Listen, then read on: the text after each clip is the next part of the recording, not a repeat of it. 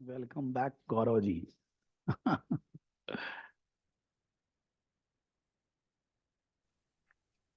Hello, sir. Yeah, much hello. more. Yes. Actually वहां से communication नहीं हो रहा है ना ऑडियो का, इसीलिए Yeah, यहाँ ज्यादा बेटर है। ये तो है सर। मैं हाँ। भी वही टाइप कर रहा हूँ एंड देन डिले में। आ नहीं रहे हो, बहुत ज्यादा टाइम डिफू हाँ। होता है। आप मैसेज कर रहे हैं तो 3 मिनट बाद आता है, 4 मिनट बाद। ठीक है। सोचा था मैं वहीं करूंगा, लेकिन मेरे को लगा यहाँ पर कम्युनिकेशन बेटर होएगा, इसको यूट्यूब में डाल देंगे, अपलोड कर देंगे। हाँ हाँ। हम्म, सर, मैं एक बेसिक वो था F2 के बोलिए। लेके, जैसे आपने बोला था कि वो तो क्लैरिफाई हो गया कि आप F2 जो हम अभी करंटली कर रहे हैं हाँ, वो अराउंड कब तक कंप्लीट होगा, जैसे कि ऐसे वो लोग का चलते रहेगा, क्योंकि वो लोग का एग्जाम तो जून में है ना। हाँ। लेकिन जो हम लोग से एरिया है रिलेटेड, उसको हम्म, मैं मोटा मोटी 5 से 10 मई तक सब पढ़ा दूंगा। तो आपको 10 मई के बाद अगर मैं पढ़ा भी रहा हूँ, उस क्लास में नहीं आना है। अच्छा। मैं मेनली वहां पर ग्रुप अकाउंट्स तक, ग्रुप अकाउंट्स के बाद वो लोग का small and medium size enterprises है, एथिक्स है, अलग अलग एरिया है, सस्टेनेबिलिटी रिपोर्टिंग है, और उन लोग का हम्म। फाइनेंशियल इंस्ट्रूमेंट्स है। वो सब अपने वैसे नहीं है।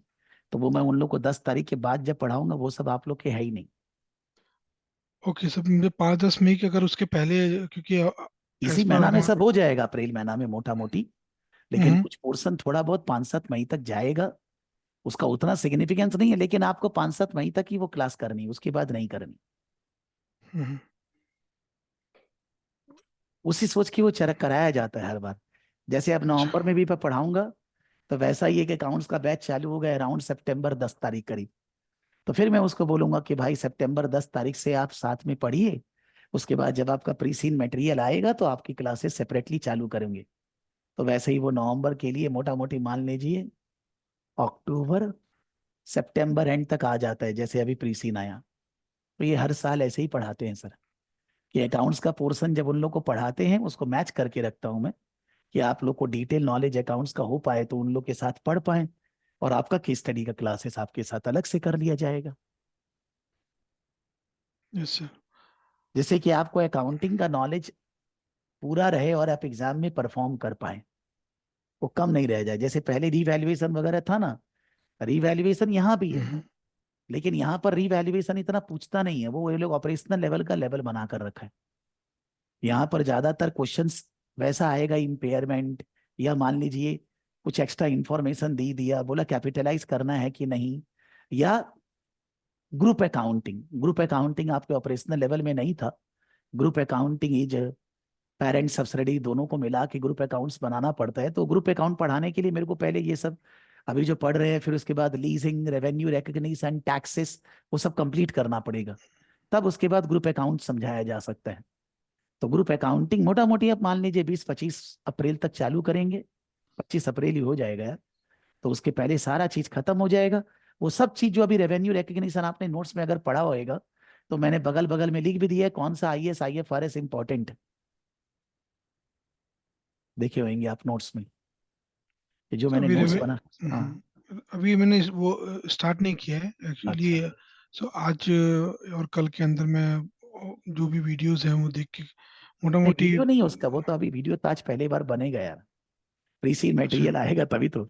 जब प्री सीन मटेरियल से रिलेटेड मैंने परसों आप लोग को मेल किया था, शायद हाँ, याद। मैंने देखा था। हाँ उसमें आपने लिखा था कि रेफर टू दी हाँ IFRS हाँ हाँ हाँ। 16। हाँ, हाँ। तो वो सब कुछ कुछ आईएएस 16, आईएएस 36, 38 हम लोग कर भी चुके हैं। और भी उसके अंदर लिखा हुआ है। आईएएस लीजिंग वाला, आईएएस रेवेन्यू रिकग्निशन वाला, वो अभी 10 दिन में करने वाले हैं, विद इन नेक्स्ट 10 डेज। तो जब तक मैं आपको कोर एरिया डी का क्वेश्चन दूंगा ना, तब तक मैं वो सब भी करा चुका हूँ। तो कोर एरिया डी और ई मोटा मोटी पढ़ना ही नहीं है, वो अपने आप मंडे वेनेसडे वाली क्लासेस से हो जा रहा है, टेक्निकली अगर बात करें तो। हम्म।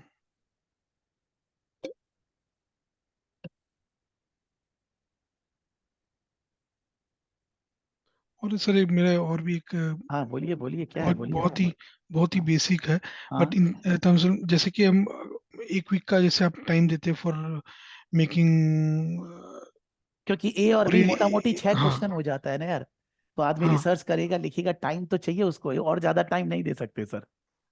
टेक्निकली अगर मैं बोलूँ सर, जैसे कि आपका पास वीडियो देख के मैं ऑपरेशन की स्टडी में हाँ। अगर मैं एक वीडियो देख के मुझे अंडरस्टैंडिंग हो जाता था, उसके बाद मैं राइट अप लिख के अब दिमाग में कि भाई क्या लिखना है 30 मिनट ठीक है। के अंदर, 35 मिनट, तो मैं हाँ लिख देता था। बट बाकी उसके जैसे एक दो दिन छूट गया, मैंने ही स्टडी किया, तो हाँ एक दिन आपका वीडियो देख के मेरे को राइट अप लिख करके मैंने कंप्लीट कर दिया। तो हाँ जैसे अब जैसे आप बोल रहे हैं कि रोज 2 घंटा स्टडी करना है, हाँ तो वो अब मान लीजिए ले सपोज कि आपने आज दिया, मैंने 2 दिन हाँ बाद मैंने लिख दिया, हाँ। उसके बाद बाकी के दिन में वो क्या स्टडी करूं? नहीं तो आपको तो पूरा उसी में, जैसे मान लीजिए मैं आज आज जो पढ़ा रहा हूँ, तो हम्म, आप कल और परसों प्री सीन एक बार गो थ्रू करोगे। हम्म, बिकॉज नहीं तो कोई भी आंसर लिखोगे कैसे? सब तो core area A B C D E सब तो प्री सीन बेस्ड ही रहेगा ना। तो पहले आपको हाँ, प्री सीन 2 दिन पढ़ना है। तो मैं बोला ट्यूसडे इवनिंग या वेनेसडे मॉर्निंग तक मैं आपको कोर एरिया ए और बी दे दूंगा। तो मैंने मान लीजिए कोर एरिया ए और बी दिया, अगर मैं वेनेसडे दूंगा तो मैं बोलूंगा आपको खाली कोर एरिया ए का ही आंसर लिखना है नेक्स्ट संडे तक। तो उसके अंदर 3 या 4 क्वेश्चन है। तो एक एक क्वेश्चन के ऊपर आप प्रिपरेशन कर रहे हैं, फिर आंसर लिख रहे हैं। आपका मान लीजिए आंसर लिखना मैंने वेनेसडे को दिया, थर्सडे ही हो गया, और मैंने कोर एरिया बी का आंसर बाद में लिखने बोला, अभी भी लिख लीजिए, चालू करिए, क्या है? आपका ए बी दोनों खत्म हो गया, तो आप मेरे से सी और डी भी मांग लीजिए।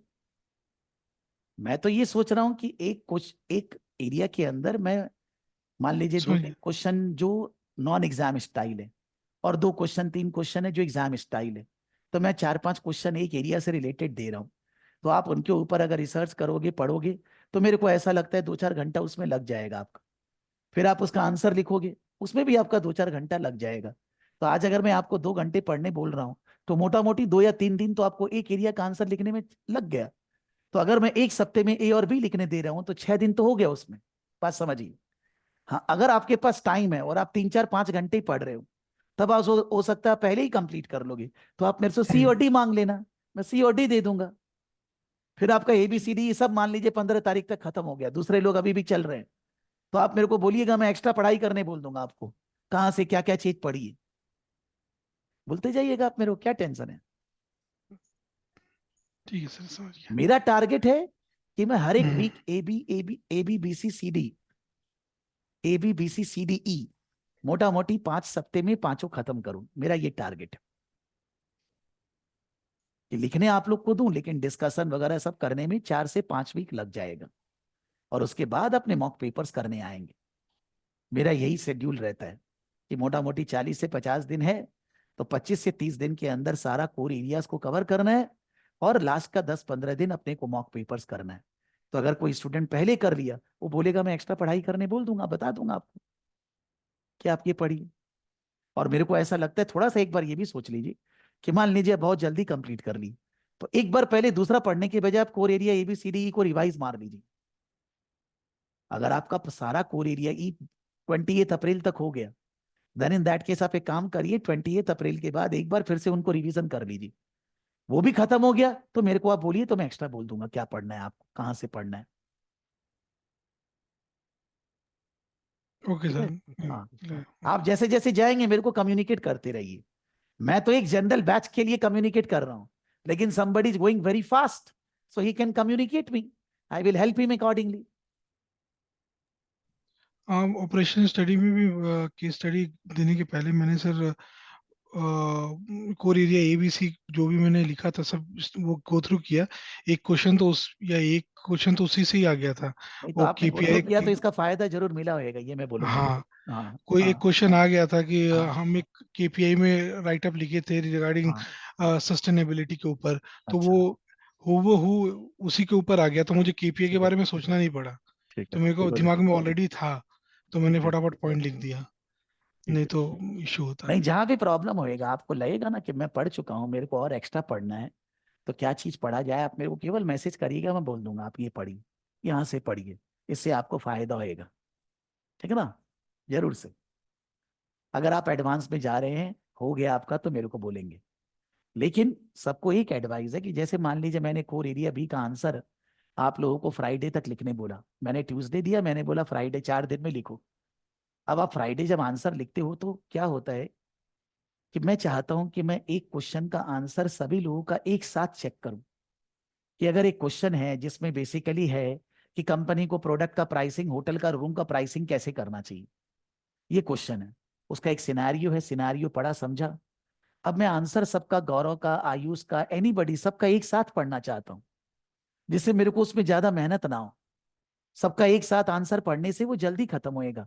और अगर मैं मान लीजिए पूरा का पूरा पेपर केवल गौरव का चेक करूंगा, और फिर बाद में पूरा पेपर में आयुष का, मेरे को उसी चीज को करने में डबल टाइम लगेगा। और क्या होता है, आप हैं strategic level already double double चल रहे हैं। और स्ट्रैटेजिक लेवल जब आप लोग आएंगे, आप देखेंगे सीरियसनेस बहुत ज्यादा है। अगर 15 लोग पढ़ रहे हैं, 15 के 15 आंसर लिख कर देते हैं, सबका चेक करने में टाइम लगता है। तो अगर स्टूडेंट ऐसे आगे पीछे करेगा ना, तो मेरे को बहुत तकलीफ होती है। इसीलिए तो मैं ऑपरेशनल लेवल अभी नहीं पढ़ा रहा। गौरव सोचो कि अगर मैं मैनेजमेंट और स्ट्रैटेजी के साथ साथ इस ऑपरेशनल लेवल भी घुसा दूं, मैं किसका आंसर कब चेक करूंगा? ये तो कोई दूसरा आदमी नहीं करेगा ना। When I will check everybody's answer, और मैं ही अगर चेक करके आप लोग को फीडबैक नहीं दूंगा, तो मैं आप लोग क्या बोल रहा हूं, आप आंसर लिखो, then I am the worst person on this earth. तो मैं, मेरे को, I know that I cannot manage 3 case study together. एक साथ तीनों केस स्टडी एक आदमी हैंडल नहीं कर सकता।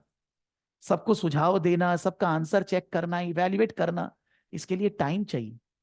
तो मैनेजमेंट और स्ट्रैटेजी की ऑलरेडी अपने आप में पहाड़ है। तो आपको जब आंसर लिखने बोला जाएगा, आपको उसके अंदर सबमिट करना होगा। मैसेज करेंगे सर कोई का प्रॉब्लम हो गया, मैं कल लिख के दूंगा, ये सब नहीं करिएगा, नहीं जरूरत है। टाइम है, टाइम कमिटमेंट फॉलो करना है। ठीक है Ayush and Gaurav? I am saying my pain, not that I am insane or I am not interested in checking your answer. I want to share my pain with you कि मेरे को सबका answer check करना है। सो मेरे को चाहिए एक लय कि भाई 6-8 घंटा बैठे, ऑपरेशनल लेवल का सारा चेक कर लिए, 6-8 घंटा बैठे, मैनेजमेंट लेवल का सारा चेक कर लिए। तो आज 2 है, तो मैनेजमेंट और स्ट्रैटेजिक 2 दिन लग जाएगा। तो आज अगर मैं आप लोग को बोल रहा हूं कि मैंने थर्स फ्राइडे आंसर लिखना, ऑब्वियसली मैं सैटरडे चेक करने वाला हूं। सैटरडे क्लासेस भी है, 3-3 क्लास चल रही है सैटरडे, सुबह दोपहर और ऊपर स्ट्रैटेजी की स्टडी। तो मैं चेक कब करूंगा यार? मेरे को भी तो टाइम देना होगा ना। इट्स नॉट, स्टूडेंट को ऐसा लगता है सर बहुत खराब है, सर बाद में क्यों नहीं चेक कर रहे?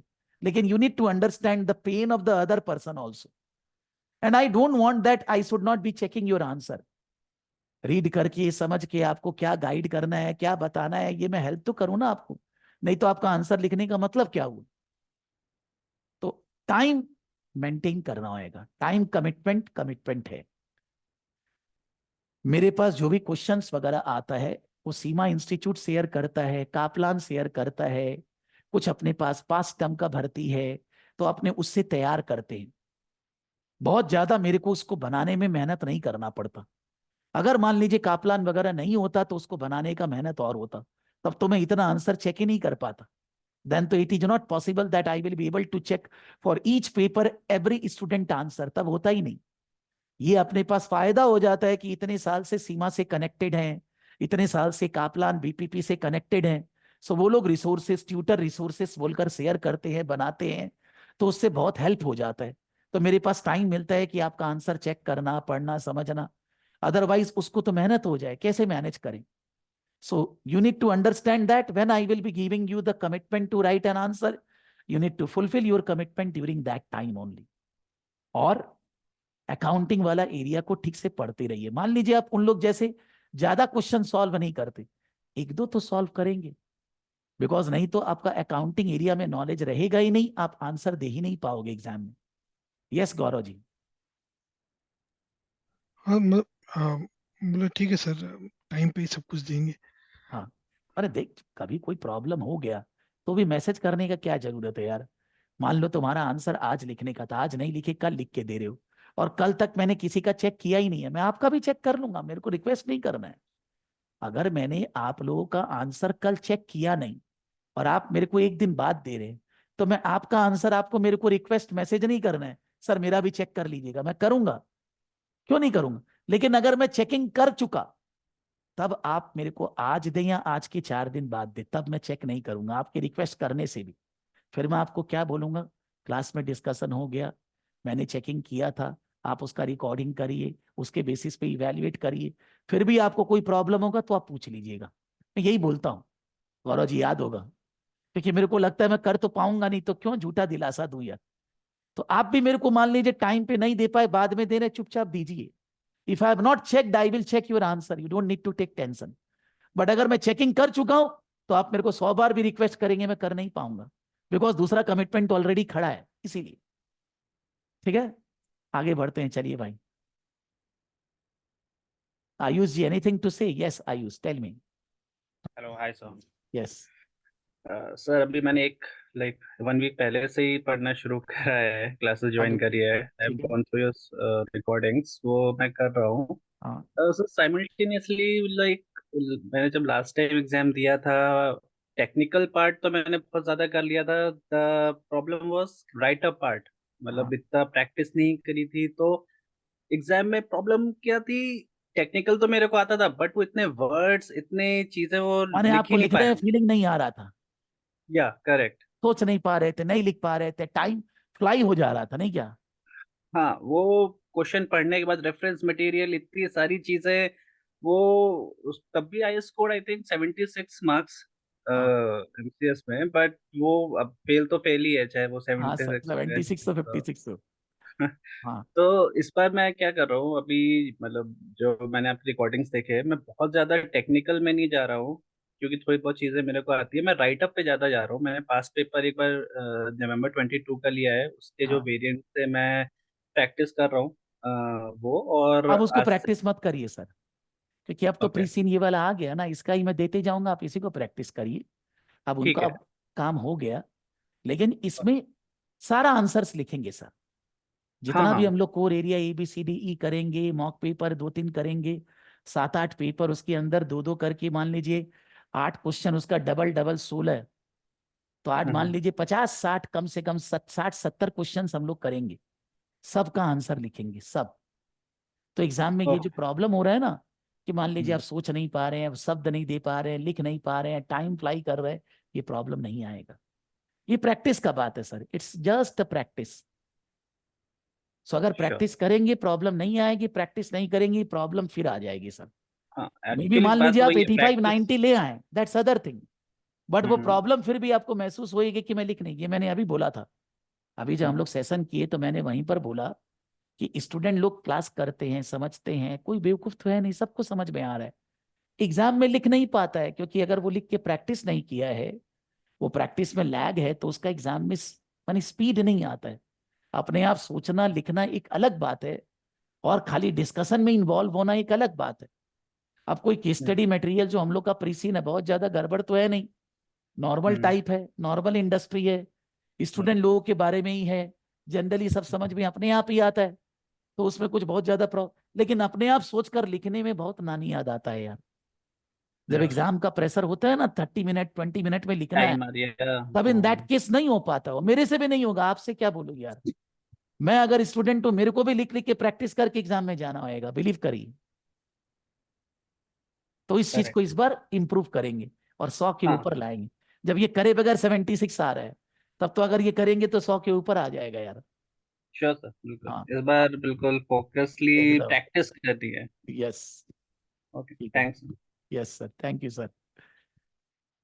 ना हो, हम लोग का आज का डिस्कशन का मुद्दा है प्री सीन डिस्कशन। ठीक है, मैंने प्री सीन डिस्कशन से रिलेटेड आप लोग को मेल कर चुका है।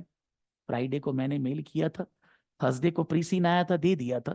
फ्राइडे को मेरा नोट्स रेडी हुआ तो मैंने आप लोग को मेल किया कि आप लोग फ्राइडे या सैटरडे, मेरे को नहीं याद आ रहा है, सॉरी भाई, कि आप ये जो नोट्स है इसको एक बार रीड कर लेंगे, प्री सीन रीड कर लेंगे, जिससे कि आपको फीलिंग बेटर आए। Now the pre scene is about 1 second.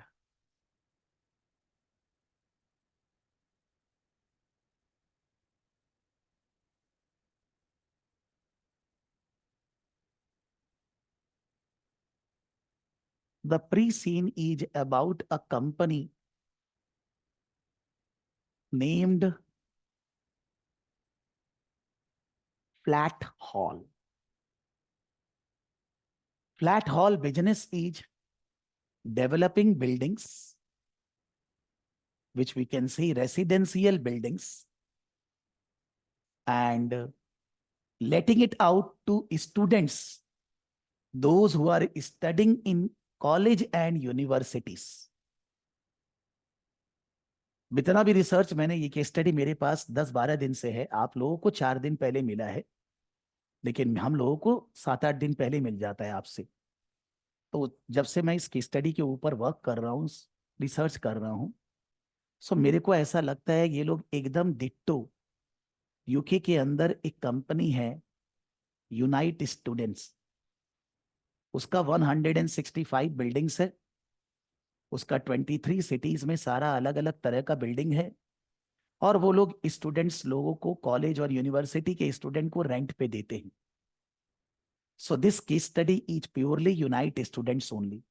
इसीलिए मैंने जो आप लोग को वीडियो भी दिया है ना, लिंक, उसमें एक वीडियो यूके में इंडिया से गया हुआ स्टूडेंट है, नाम भूल गया उस स्टूडेंट का, उसने वो यूनाइट स्टूडेंट्स का पूरा वीडियो बनाया है 20 मिनट का। मैंने वो वीडियो भी आप लोग को दिया है। जैसे कि कोई चीज अपने पढ़ते हैं और पढ़ने के बाद जब उस चीज को वीडियो में देखते हैं तो we will be able to understand better, समझ में ज्यादा आता है जब वीडियो देखा जाए तो। So I mean to say that कि इट इज अ, मेरे को ऐसा नहीं मालूम है कि इंडिया में ऐसा कोई कंपनी है क्या इतना बड़ा, because I am not saying कि इंडिया में आईआईटी है या इंडिया में एमबीए इंस्टीट्यूट्स है। लोग मान लीजिए इंडिया में आज, मैं भी गया हुआ हूँ बैंगलोर में, क्राइस्ट यूनिवर्सिटी वगैरह, तो बहुत बड़ा एरिया है वो लोग लेकर रखे हैं। बाहर कितने पेइंग गेस्ट वगैरह होते होंगे, लेकिन जिस तरह का ये लोग बात कर रहे हैं उस तरह का कल्चर अभी इंडिया में मेरे हिसाब से नहीं। ये यूरोप का बात कर रहे हैं, यूएस का बात कर रहे हैं, अपने भी रिलेटिव्स है। मैं ये पढ़ते पढ़ते ये भी सोच रहा था, मेरे रिलेटिव है, 12th क्लास में वो है, और she is going to US in the month of August for her graduation.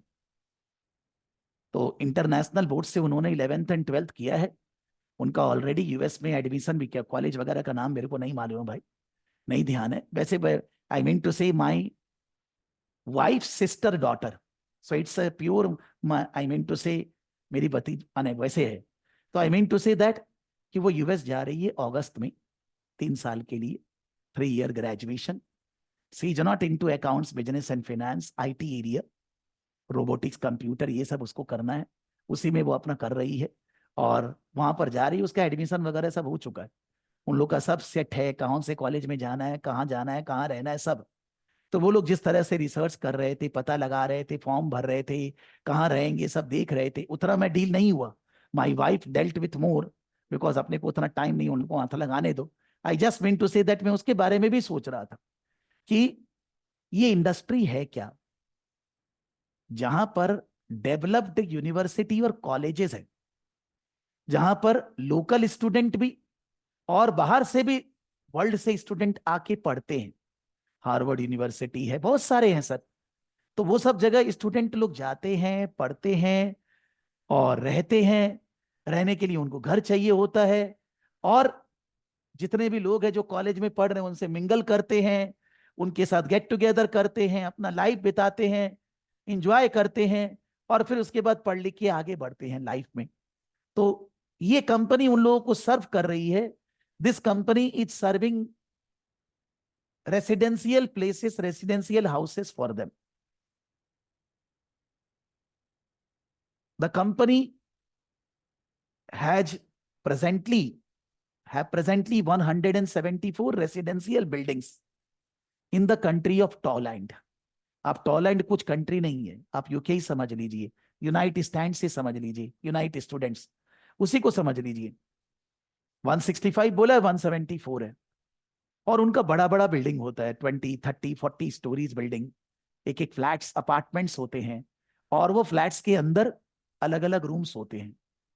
Normally जिस तरह से इन लोगों ने बताया है प्री सीन के अंदर, so in every flat there are approximately 8 rooms, A1, A2, A3, A4, A5, A6 ऐसे करके, और एक एक फ्लोर के अंदर 3, 4, 5, 5, 6 फ्लैट्स हैं, और हर एक फ्लैट्स के अंदर 7, 8, 8 रूम है।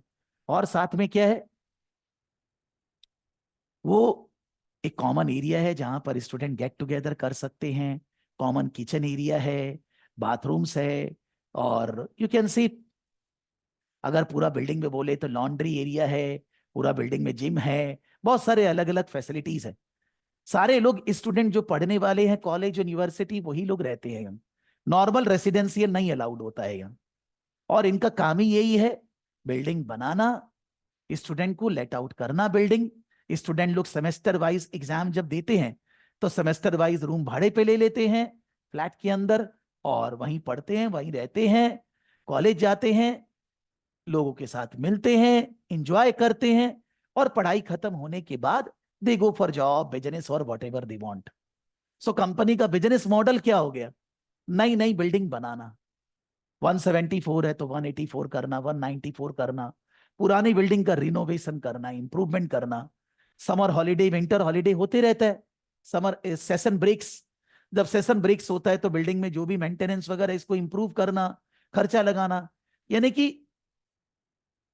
मे भी हो सकता है फॉर डेवलपिंग न्यू बिल्डिंग्स और maintenance of the old building, improvement and all that, या तो हमारे यहाँ इन हाउस टीम है और या हमने किसी और बाहर वालों के साथ कॉन्ट्रैक्ट करके रखा है।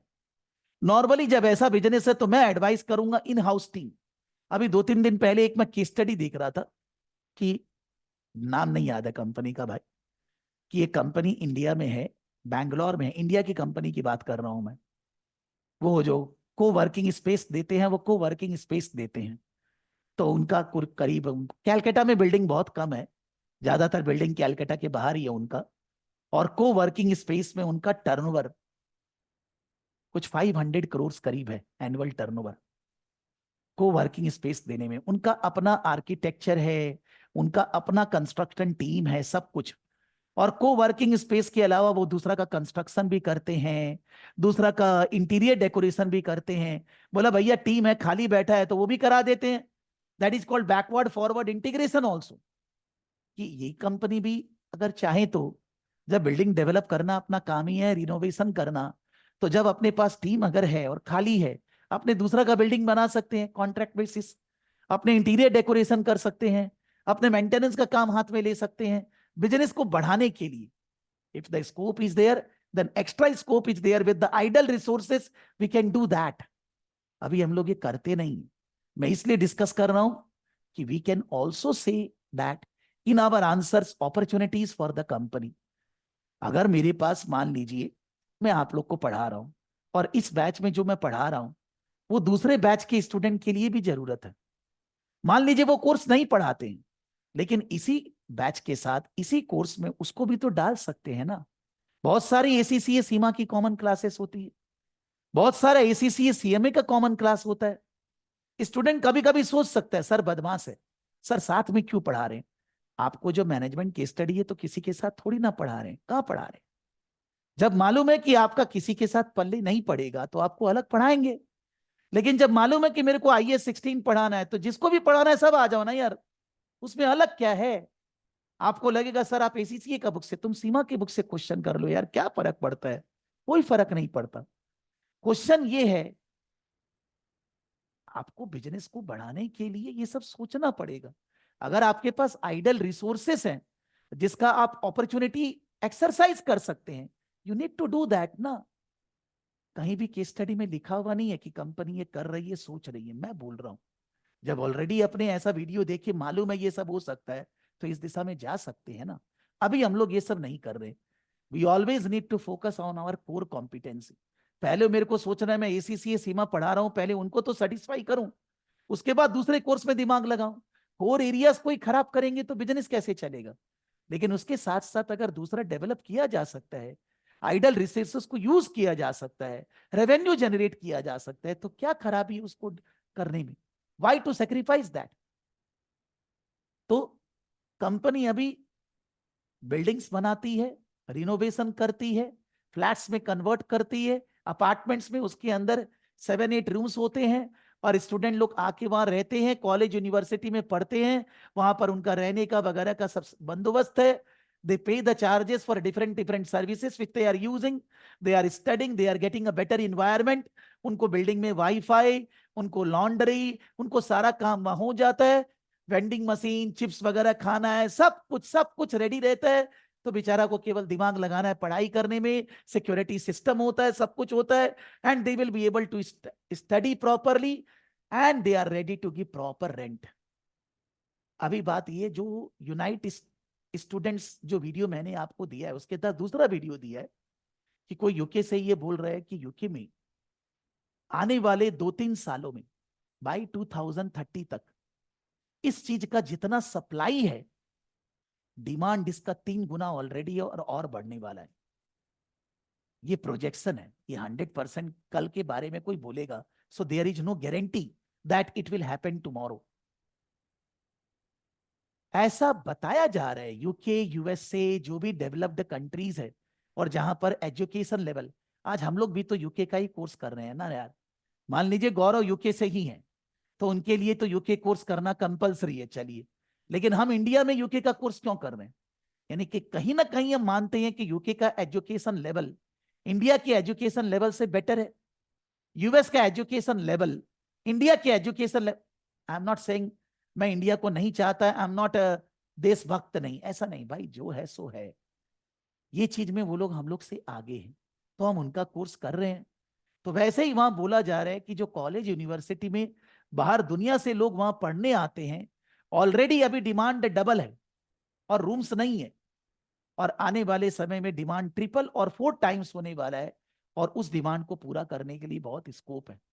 तो हम लोग को अपना बिजनेस में ही जब स्कोप है, तो हम लोग को दूसरा बिजनेस में क्यों जाना है? लेकिन एक नया बिल्डिंग बनाना, फंडिंग अरेंज करना, which is a time consuming process. नया बिल्डिंग बनाना, खाली में भी आपके पास 174 बिल्डिंग बनाने का एक्सपीरियंस है, बट बिल्डिंग बनाना is not a joke, and that too also 20-30 storey building. एक एक फ्लोर के अंदर 4, 5, 8 अपार्टमेंट्स, एक एक अपार्टमेंट्स के अंदर 7-8 rooms. We can say that IT और आर्टिफिशियल इंटेलिजेंस, रोबोट्स वगैरह बहुत आ गए हैं, कंस्ट्रक्शन बहुत जल्दी जल्दी किया जा सकता है, बट फिर भी it is a capital intensive industry. पैसा बहुत चाहिए बिजनेस को ग्रो करने के लिए, ऊपर से इतने लोगों को मैनेज करना, स्टूडेंट को मैनेज करना। अगर स्टूडेंट कुछ भी बोलेगा, नॉर्मली क्या माना जाएगा? स्टूडेंट सही है, आप ही गलत है। मान लीजिए गौरव बोलेगा सर आप बहुत खराब पढ़ा रहे हैं, सो नॉर्मली कोई सोचेगा गौरव ही सही बोल रहा है। बिकॉज एक होता है ना, जैसे मान लीजिए सोशल मीडिया में इंप्लॉय और इंप्लॉयर झगड़ा कर रहे हैं, लोग इंप्लॉय का ही बात मानेंगे, इंप्लॉयर का बात कोई नहीं मानेगा। वो और बात है, लॉजिक प्रूफ वगैरह देने से वो भी होगा, बट एक एग्जाम्पल दे रहा हूं। तो अगर स्टूडेंट कोई भी कंप्लेन करे कि कंपनी ऐसा है, हमारे लिए ठीक नहीं कर रहा, वाईफाई बंद हो जाता है, सिक्योरिटी ठीक नहीं है, वेंडिंग मशीन खराब हो गया, रूम के अंदर कोई इक्विपमेंट खराब हो गया, कुछ भी हो गया, गेट खराब हो गया, कुछ भी यार, ये सब होते रहेगा, अपने भी घर पे होते रहता है, तो क्या यहां नहीं होएगा? और उसके लिए कोई स्टूडेंट अगर कुछ झगड़ा कर रहा है, सोशल मीडिया पे कंप्लेन कर रहा है, पुलिस में बोल रहा है, कंज्यूमर कोर्ट में जा रहा है, हर कंट्री का लॉज अलग अलग है। यूके का लॉ हम लोग से बहुत ऊपर है, गौरव जी समझते होंगे। तो इन दैट केस कितना प्रॉब्लम है ये बिजनेस मैनेज करने में, स्टाफ रिसोर्सेस, यानी कि इट्स, आप बोलेंगे सर कौन सा बिजनेस इजी है, मैं नहीं बोल रहा, मतलब it's a challenging business. Managing stakeholders is not a joke in this business. So growing this business, because there is huge demand, scope is there, but managing this business is not a simple process. अब ये बड़ी company है, listed है, coated company है, share market में share listed है, तो इसका ब्रांड है, गुडविल है, इमेज है, तो जिसका इज्जत होता है उसको डरने का, इज्जत जाने का डर भी लगता है। और जब कोटेड है, तो in that case IFRS follow करना है, इनका financial statement IFRS fully compliant है, और आप इस कंपनी के इस फाइनेंस मैनेजर हैं, आपको फाइनेंस मैनेजर के बेसिस पे जो भी प्रॉब्लम्स है, जो भी अपॉर्चुनिटीज है, उनको एक्सरसाइज करना है, कंट्रोल करना है। फाइनेंस मैनेजर का जॉब क्या होता है? Senior finance manager finance director को हेल्प करना, फाइनेंस मैनेजर के अंडर जो लोग काम कर रहे हैं उनको हेल्प करना, और कंपनी में finance, accounting, HR, treasury, then R and D, कोई भी डिपार्टमेंट में कोई भी इश्यूज है, कोई प्रॉब्लम है, तो फाइनेंस मैनेजर को अपना हेल्प उसमें देना, हेल्प करना, कंपनी को आगे ले जाने, ग्रो करने में हेल्प करना, that is the job of the finance manager. तो उस तरह से क्वेश्चंस भी एग्जाम्स में पूछे जाएंगे। इन लोगों ने बोला है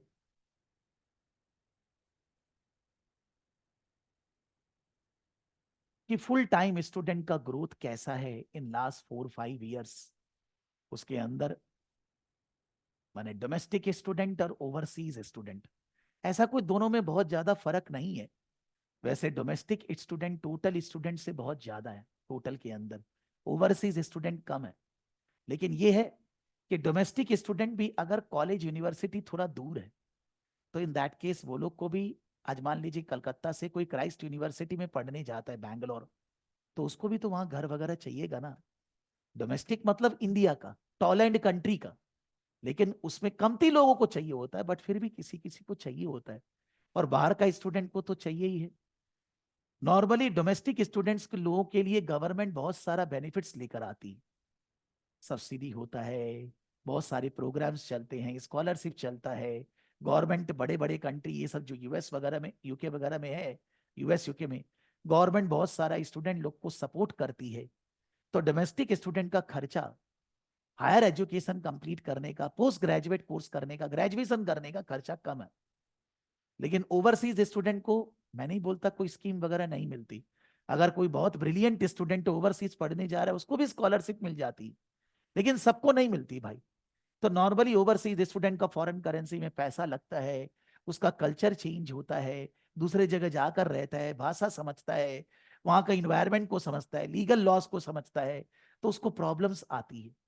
लेकिन इंटरनेशनल स्टूडेंट जो बाहर जाकर पढ़ता है, अलग अलग तरह के लोगों से मिलता है, अलग अलग कल्चर को समझता है, अलग अलग एजुकेशन सिस्टम को समझता है, उसका जो व्हाट डू यू से लाइफ को मैनेज करने का तरीका है वो बहुत बेटर हो जाता है। वो कोई भी तरह का सिचुएशन में अपने आप को हैंडल कर सकता है। क्योंकि आप अगर कहीं दूसरे कल्चर में जाएंगे, वहां का लैंग्वेज आपको नहीं आता, आप थोड़ा बहुत समझेंगे तो लोग तो आपको बुली करेंगे, पार्शियलिटी होएगा ही। आप उस एनवायरनमेंट में किस तरह से अपने आप को मैनेज करेंगे, आगे निकलेंगे, वहां नया मुकाम बनाएंगे, जॉब अर्न करेंगे, सैलरी करेंगे, या मान लीजिए बिजनेस करेंगे, इट्स अ गुड चैलेंज। आपको लाइफ में फिर कोई हरा नहीं सकता, because where there is a challenges and you overcome the challenges, it will be helping you. But you can say that सब चीज का अपना फायदा घाटा है। सो इन्होंने थोड़ा बहुत ये भी लिख दिया कि डोमेस्टिक स्टूडेंट से क्या पैसे चार्ज किए जाते हैं, इंटरनेशनल से क्या चार्ज किया जाता है। डोमेस्टिक से चार्जेस 8,000 करके मोटा मोटी है, इंटरनेशनल से 12 to 30,000 करके है। और स्टूडेंट लोग को एक दूसरे से मिंगल करने का अच्छा लगता है, कौन क्या कर रहे हैं नहीं कर रहे हैं, बात करना, फ्रेंड्स सभी के होते हैं यार। और सेमेस्टर कैसे चलता है, नॉर्मली देखिए यहाँ पर भी सेमेस्टर क्या बोल रहा है, मई टू अगस्त, जनवरी, जो मेरी नीस जो जा रही है वो तो आई मीन टू से अगस्त से जा रही है ना, नया सेशन अगस्त से चालू होता है, अगस्त सितंबर चालू होता है, फिर उसके बाद बीच बीच में ब्रेक होता है। स्टूडेंट लोग घर पे भी आते हैं, कोई लोग वहीं पे रहते हैं, बिकॉज यूके से इंडिया आने जाने का खर्चा ही 2 लाख रुपया है यार, मोटा मोटी। वो भी मैं नॉर्मल क्लास बोल रहा हूँ, इकोनॉमी क्लास, बिजनेस क्लास की नहीं बात कर रहा। आपका आने जाने का खर्चा यूके का 2 लाख, यूएस का तो शायद और ज्यादा है, 2.5-3 लाख रुपए। तो आप अगर बहुत ज्यादा वेल्थ नहीं है तो इन दैट केस आप तो हॉलीडे के टाइम पे वहीं पर रहना पसंद करोगे। बहुत लोग वहां पर पार्ट टाइम जॉब भी करते हैं, कॉलेज किया, उसके बाद थोड़ा 2-3 घंटा 4 घंटा पार्ट टाइम जॉब किया, और उसके बाद पढ़ाई भी किया। थोड़ा हेक्टिक लाइफ है, करना भी चाहिए मेरे को लगता है, नहीं भी पैसा है तो। सब पैसा पापा मम्मी से मांग के ही क्यों करें, we should be studying on our own. जब कॉलेज में चले गए तो इंडिपेंडेंट होना चाहिए। तो इन्होंने अलग अलग सीजन की बात बताई है। फिर अलग अलग 3 तरह का स्टूडेंट एकोमोडेशन होता है। एक होता है कॉलेज यूनिवर्सिटी के अंदर, ऑब्वियसली कॉलेज यूनिवर्सिटी का जो सिस्टम है वो उतना बढ़िया नहीं है, रूम थोड़ा छोटा होता है, सिस्टम थोड़ा अलग है, कॉमन बाथरूम है, कॉमन किचन है, मेस का खाना है वगैरह, ये सब प्रॉब्लम्स है। आपका व्हाट डू यू से साउंड नॉइस पॉल्यूशन, या उतना ज्यादा आपका प्राइवेसी नहीं हो पाता। लेकिन कॉलेज यूनिवर्सिटी के अंदर आप बाग में फूल सूंघेंगे तो फूल की सुगंध अलग आएगी, घर में फूल लाने से उतना सुगंध नहीं आएगा। So if you are staying in college university, then you are able to connect with other students, seniors, teachers, faculties. You will be able to go down और लोगों से मिल सकते हैं, फटाफट सबसे मिल मिल के रहेंगे। मेरी जो नीस है वो फर्स्ट ईयर के लिए कॉलेज, उन लोग के पास पैसा है, they can afford that she can take a separate flat in even US also, वो ले सकती है, उसके पास दम है। लेकिन फिर भी उसको फर्स्ट ईयर में कॉलेज के प्रीमाइसिस के अंदर ही रहने बोला गया है। Maybe that is whether she will accept और नॉट, उसका रहने का आदत अलग है, अलग अपना घर में रहती है अलग तरह से, तो वहां पर वो कितना मैनेज कर पाएगी मालूम नहीं है। But I mean to say that कि मैं बोला कि तुम अपना अपार्टमेंट क्यों नहीं लिया?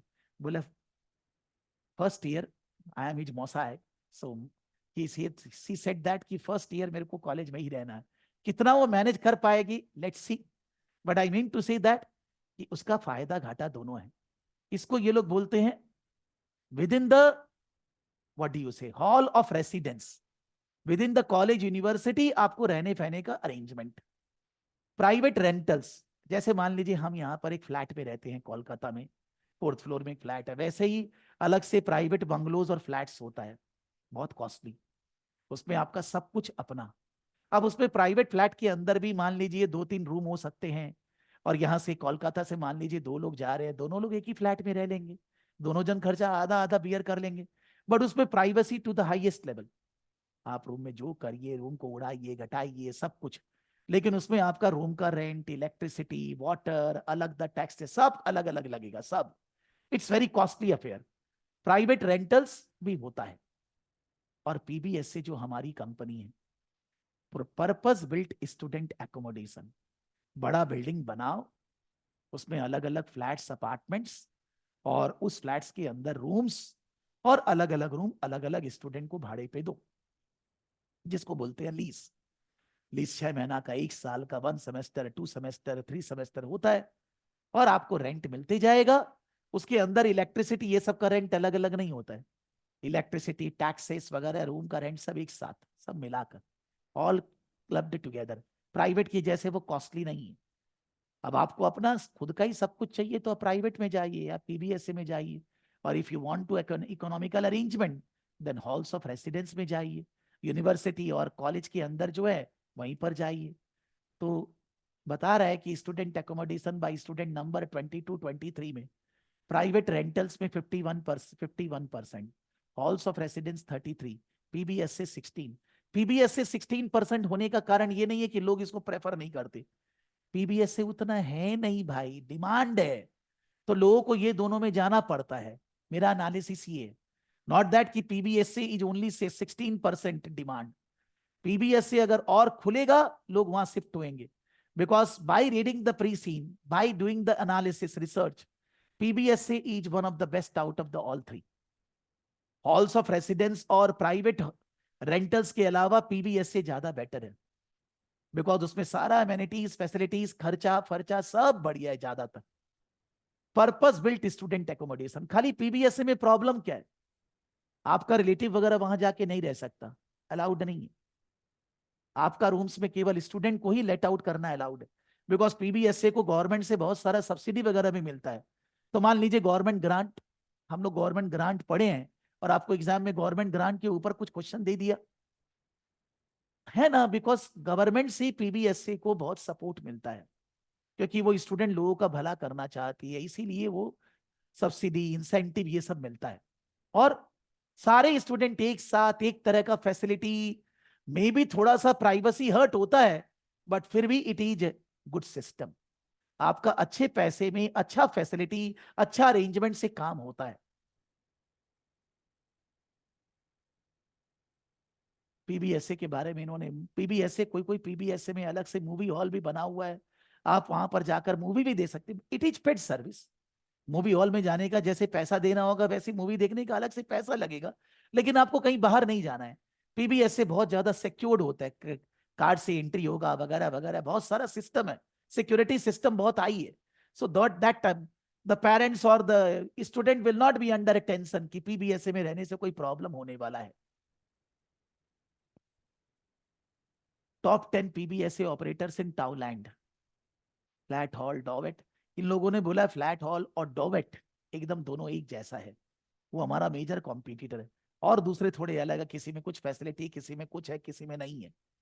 अब फ्लैट हॉल कंपनी, ये इंडस्ट्री का नॉलेज उन्होंने दे दिया।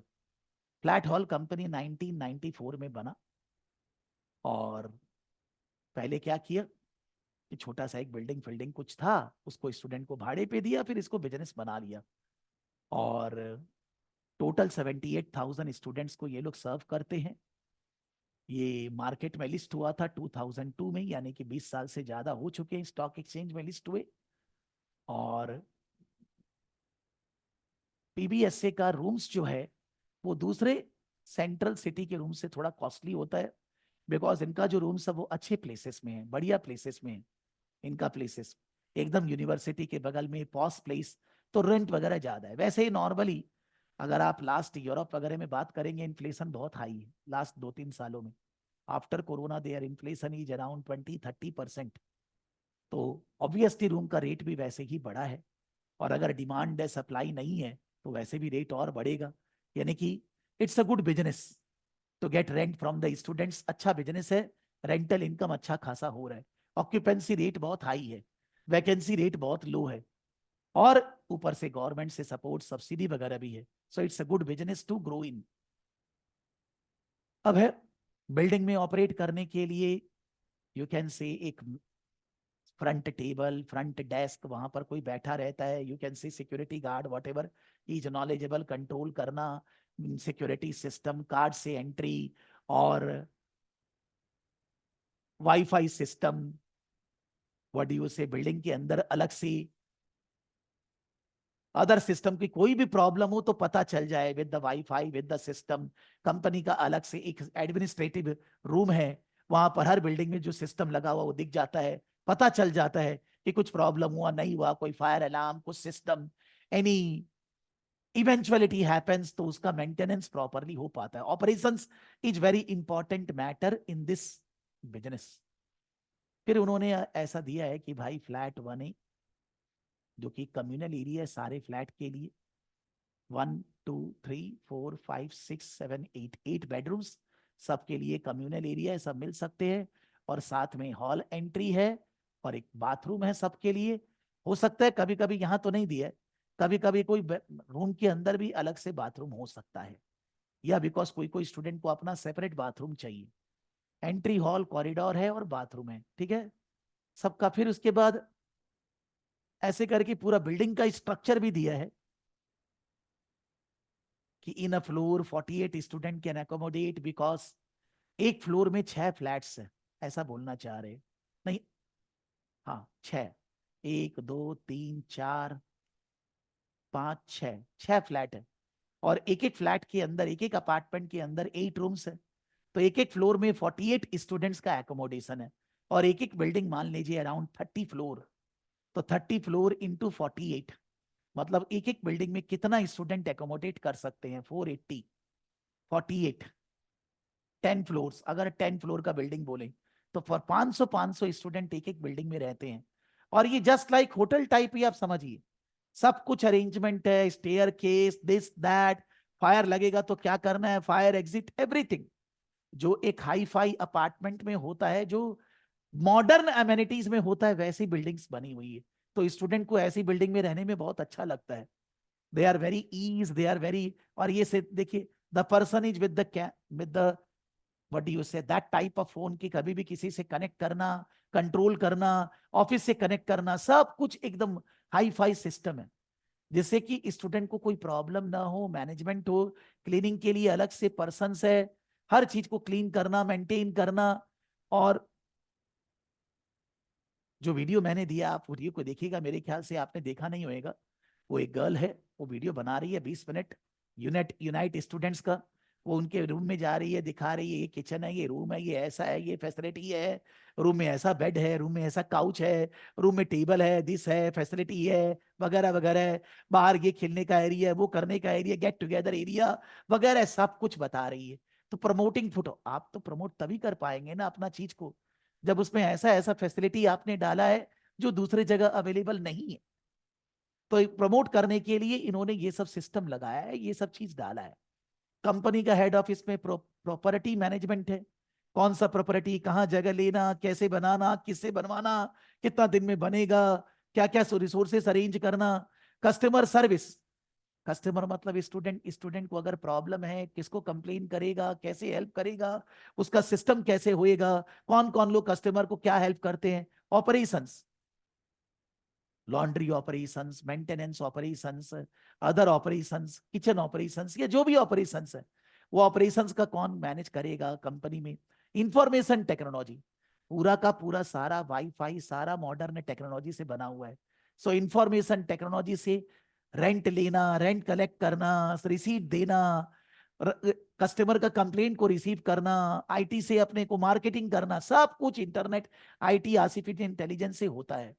फिनेंस, फंडिंग, पैसा, this company, this business is very much dependent on funding from banks, financial institutions. पैसा बहुत चाहिए सर बिजनेस को चलाने के लिए, ऑपरेट करने के लिए, ग्रो करने के लिए।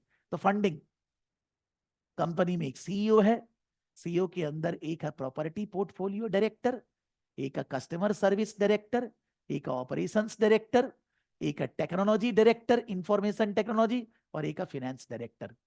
मतलब 1 + 5, 6 directors, 6 executive directors. Property director, property acquisition, construction and legal matter relating to that. Customer service, customer relation, repair, maintenance, liaison with universities, website and social media content. Operation director, human resource, health and safety, property cleanliness and inspection. Information technology, system maintenance, and finance director, maintain management accounting, accounts banana, treasury देखना, accounts funding arrange करना। और company में non executive directors है, एक chairman है और चार चार और है। टोटल में नॉन एग्जीक्यूटिव हो गया 5 और 6 executive. Executive directors are 6, non executive are 5। Normally corporate governance बोलता है non executive should not be less than executive. अगर कंपनी में 6 एग्जीक्यूटिव डायरेक्टर है तो नॉन एग्जीक्यूटिव भी 6 होना चाहिए, उसमें भी चेयरमैन को छोड़कर। बोले क्यों? If executive directors are running the business, they are taking the decisions, the non executive director control executive directors. एक आदमी 10 आदमी को कंट्रोल नहीं कर सकता, 10 को कंट्रोल करने के लिए 10 चाहिए। कोई मूवी तो है नहीं कि हीरो 50 लोगों को मारेगा। तो अगर 6 एग्जीक्यूटिव और उससे कमती नॉन एग्जीक्यूटिव होगा तो अरेंजमेंट होगा नहीं। नॉर्मली इससे कोई वायोलेशन नहीं है, कंपनी लॉ अलग अलग कंट्री में अलग अलग है, लेकिन it is not a good corporate structure. Corporate governance may not be possible at higher level. वैसे कॉर्पोरेट गवर्नेंस का क्वेश्चन ज्यादातर स्ट्रेटेजिक लेवल में पूछता है और इस मैनेजमेंट लेवल में ही सिलेबस में प्रॉपरली कवर्ड नहीं है, बट फिर भी शॉर्टकट में थोड़ा सा। देन कंपनी का business model, business model property बनाना, कंस्ट्रक्ट करना, भाड़े पे लगाना, मार्केटिंग करना, सेल करना, रेंट कलेक्ट करना, कमाना और शेयर होल्डर को डिविडेंड देना। तो बिजनेस मॉडल को हम लोग वैल्यूज के बेसिस पे डिफाइन कर सकते हैं। Defining value, company provide safe and attractive accommodation for students, its properties are purpose built for the student market. Students who rent room in Foot Hall building are able to study in a relaxed environment. Foot Hall provides safe and attractive accommodation for student. Its properties are purpose built for student market. Students who rent rooms in flat hall buildings are able to study in relaxed environment. ये कंपनी का value definition है, हमें ये करना है। This is the value we need to give to our customers, to our stakeholders. फिर ये वैल्यू देने के लिए हम ये वैल्यू क्रिएट करेंगे कैसे? Proactive in identifying potential sales for new properties, नया प्रॉपर्टी का सेल का पता लगाना, बनाना। For student accommodation is not being met, the company has considerable expertise in acquisition and this. अगर अच्छा जगह पे प्रॉपर्टी डेवलप करेंगे, अच्छा एमेनिटीज बनाएंगे तो अपने आप वैल्यू दे पाएंगे। Delivering value, flat hall develop strong relationship that undermine commercial success. The company works closely with college, university services to ensure that they are willing to recommend the flat hall to students in need. A large proportion of flat hall residents return in subsequent years. जो भी student लोग होते हैं दूसरे साल भी पूरा 3 साल हमारे यहाँ ही रहते हैं। रेसिडुअल वैल्यू, कुछ और भी वैल्यू क्रिएट कर सकते हैं। Students are prepared to pay realistic rent for accommodation in flat hall properties because their rooms are well proportionate and comfortable and they are provided with all of the facilities that they require to support their studies. मतलब और जो भी हो सके उनको residual service देना, residual value देना, जिससे कि कस्टमर हमारा जगह छोड़ के ना जाए। यहां से फाइनेंशियल्स चालू हुआ है। फाइनेंशियल अपना और कॉम्पिटिटर का 4 पेज का फाइनेंशियल्स दिया हुआ है। शॉर्ट में फाइनेंशियल्स अगस्त 31 के लिए है। अगस्त 31, 23 लास्ट ईयर जा चुका, हम लोग अभी कहां खड़े हैं? मई 2024, यानी कि इन दिनों में कुछ हुआ होगा, वो सब फर्दर अनसीन में दिया जाएगा। लेकिन last financial year August 31, 23 sales has gone up 630। अभी मैंने जो आपको नोट्स दिया है उसमें मैंने फाइनेंशियल एनालिसिस नोट्स में नहीं किया है। अभी जब मैं नेक्स्ट आपको नोट्स दूंगा, कल परसों ही दूंगा, तो उसमें फाइनेंशियल एनालिसिस सब रेशियो परसेंट निकाल के दूंगा। एक बार अगर आप लोग दोनों के पास कैलकुलेटर है, तो थोड़ा सा कैलकुलेटर पे कैलकुलेट कर करके बताइएगा ना, थोड़ा सा। Sale 735 minus 636 divided by 636, what is the percentage increase? 735 minus 6, 736, 735, 100 divided by 635, सीधा सीधी 100 by 635, what is the percentage?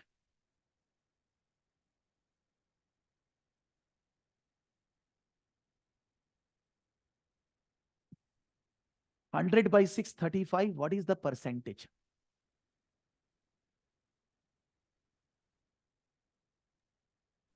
15.74. So approximately 15.75% growth in revenue. Whether this growth in revenue is because of rental rate or because of more number of students. Because sale is sale price into quantity. So whether this is because of more number of students or whether this is because of more rental charge from the students. I think both. Because this is a growing business. Graph भी जो उन्होंने शुरू में दिखाया है, number of students are increasing, तो हम लोग का नंबर ऑफ स्टूडेंट बड़ा होगा, प्रॉपर्टी नया डेवलप हुआ होगा। एग्जैक्टली कितना डेवलप हुआ 2022 से 23 में नहीं मालूम है। और रेंट भी बढ़ा है, because after corona the inflation is very high in these places, so rent definitely बढ़ा है। तो दोनों के कारण बढ़ा है। But if the rent rate is increasing, the cost will not increase, the fixed cost will remain fixed, variable cost will not increase. And if it is increasing because of more students, then अगर volume बढ़ेगा तो खर्चा भी बढ़ेगा, और थोड़ा बहुत खर्चा में भी तो इन्फ्लेशन होएगा ना। So revenue increase by 15.75%, cost of revenue 119 minus 89, 30 by 89, 30 by 89, 30 by 89, what is the percentage increase in cost of revenue? 33.7. यानी कि increase in expenditures is very very high as compare to increase in revenue. Revenue is increasing by 15.75%, but cost is increasing by around 33%, double से भी ज्यादा। Why? If it is because of volume, तो अगर volume 15% बढ़ा तो खर्चा भी 15% बढ़ेगा, variable cost. If cost of revenue is variable cost, but it is not because of volume. Inflation. The inflation in the cost is very high as compared to inflation in the revenue. Because of this, the profit margin will be affected. आप अगर निकालना नहीं है 546 by 635 करेंगे और 615 by 735 करेंगे, current year में percentage last year से कम आएगा। The gross profit margin in current year has gone down as compared to last year because the increase in revenue is half, but the increase in cost of revenue is double. That means the cost is growing at a faster rate, which is affecting our gross profit margin. Operating expenses, ये तो गिर गया। Operating expenses 90 से 54. What is the reason that the operating expenses has gone down? What is the reason that the operating expenses has gone down? For that, you need to understand what can be the inclusion under cost of revenue and operating expenses. दोनों के अंदर क्या क्या खर्चा है? Cost of revenue और operating expenses के अंदर क्या क्या खर्चा है, बता सकते हैं कुछ example in this type of business? बोलिए सर। सो ऑपरेटिंग एक्सपेंस में जैसे जो भी security guards and all that ये लोग हैं, तो फिर number cost of of revenue में क्या है?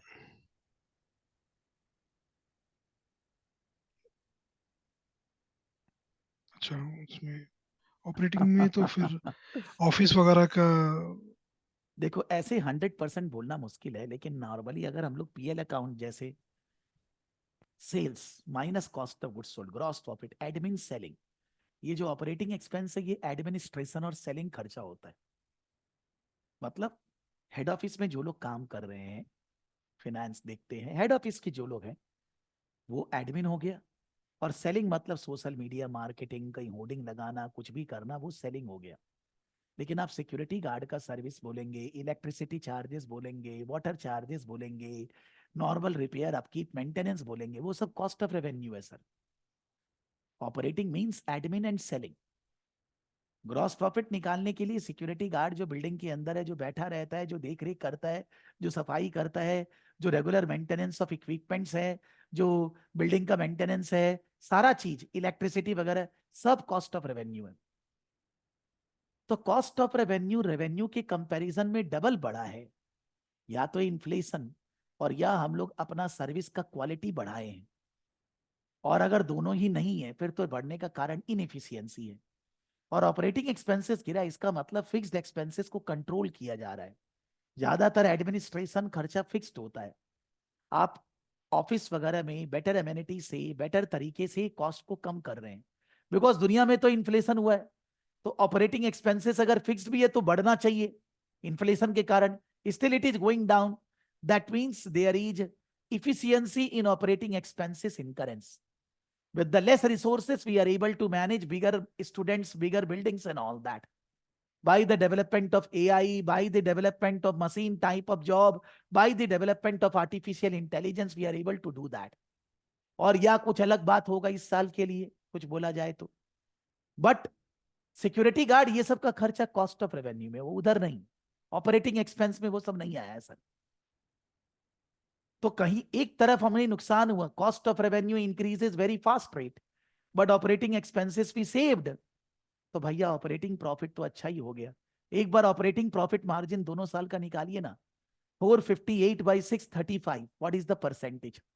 458 by 636, what is the percentage? And 561 by 735, what is the percentage? 458 by 636, what is the percentage?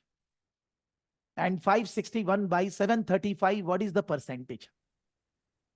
458 by 636 is 72%.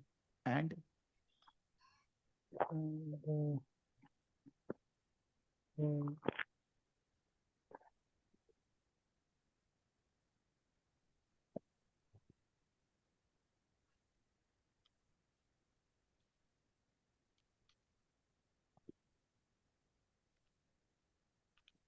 561 by 735,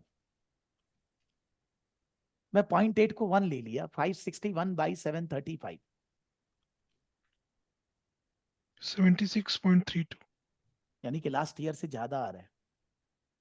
because of efficiency in operational expenditures, operating profit margin is better than the last year, even though the cost of revenue has increased double rate than the revenue increase, है ना। Finance cost बहुत जोर का बढ़ गया है, loan और लिए होंगे और बिल्डिंग बनाए होंगे, सिंपल बात है, और बिजनेस को ग्रो किए हैं। प्रॉफिट बिफोर टैक्स, टैक्स का अमाउंट प्रॉफिट ज्यादा होगा, टैक्स तो ज्यादा ही लगेगा। लेकिन एक बार रेट ऑफ टैक्स निकाले तो last year 34 by 282, 34 by 282, and current year 40 by 337, last year 34 by 282, 12%. और इस साल 40 by 337, 40 by 337, 12, 11.87%. 12 ही बोला। Almost 12. यानी कि टैक्स रेट में कोई चेंजेस नहीं है, प्रॉफिट अंतर है इसलिए टैक्स अमाउंट अलग है, अदरवाइज सेम ही है।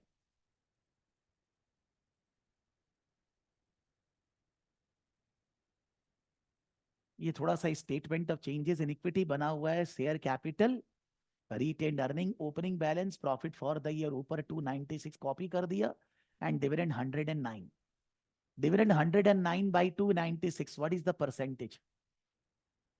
109 divided by 296, dividend 109 by 296, what is the percentage?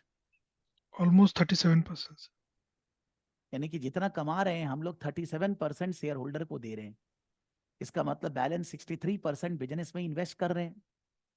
63% invest कहाँ कर रहे हैं? प्रॉपर्टी में नहीं, बिकॉज डिमांड तो बहुत है, नया प्रॉपर्टी डेवलप करना है। तो ऐसा बिजनेस को डिविडेंड देना चाहिए क्या? ज्यादा पैसा बिजनेस में ही लगाया जाए, शेयर का दाम बढ़ जाएगा अपने आप। डिपेंड्स, अगर हमने शेयर होल्डर को ऐसा फीलिंग बताया है कि हम थोड़ा बहुत डिविडेंड देंगे, 40% तो देना ही पड़ेगा, otherwise share prices will be adversely affected. Intangible assets company का चेंज नहीं हुआ, क्यों नहीं चेंज हुआ? क्या हो सकता है इनटेंजिबल एसेट्स में? What can be included in the intangible assets?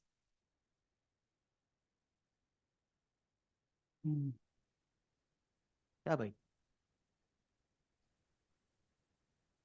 Sir हम लोग अब सॉफ्टवेयर रिगार्डिंग सिक्योरिटीज के। हम लोग अभी मंडे वेनेसडे वाला क्लासेस में IS 38 इनटेंजिबल एसेट्स पढ़ चुके।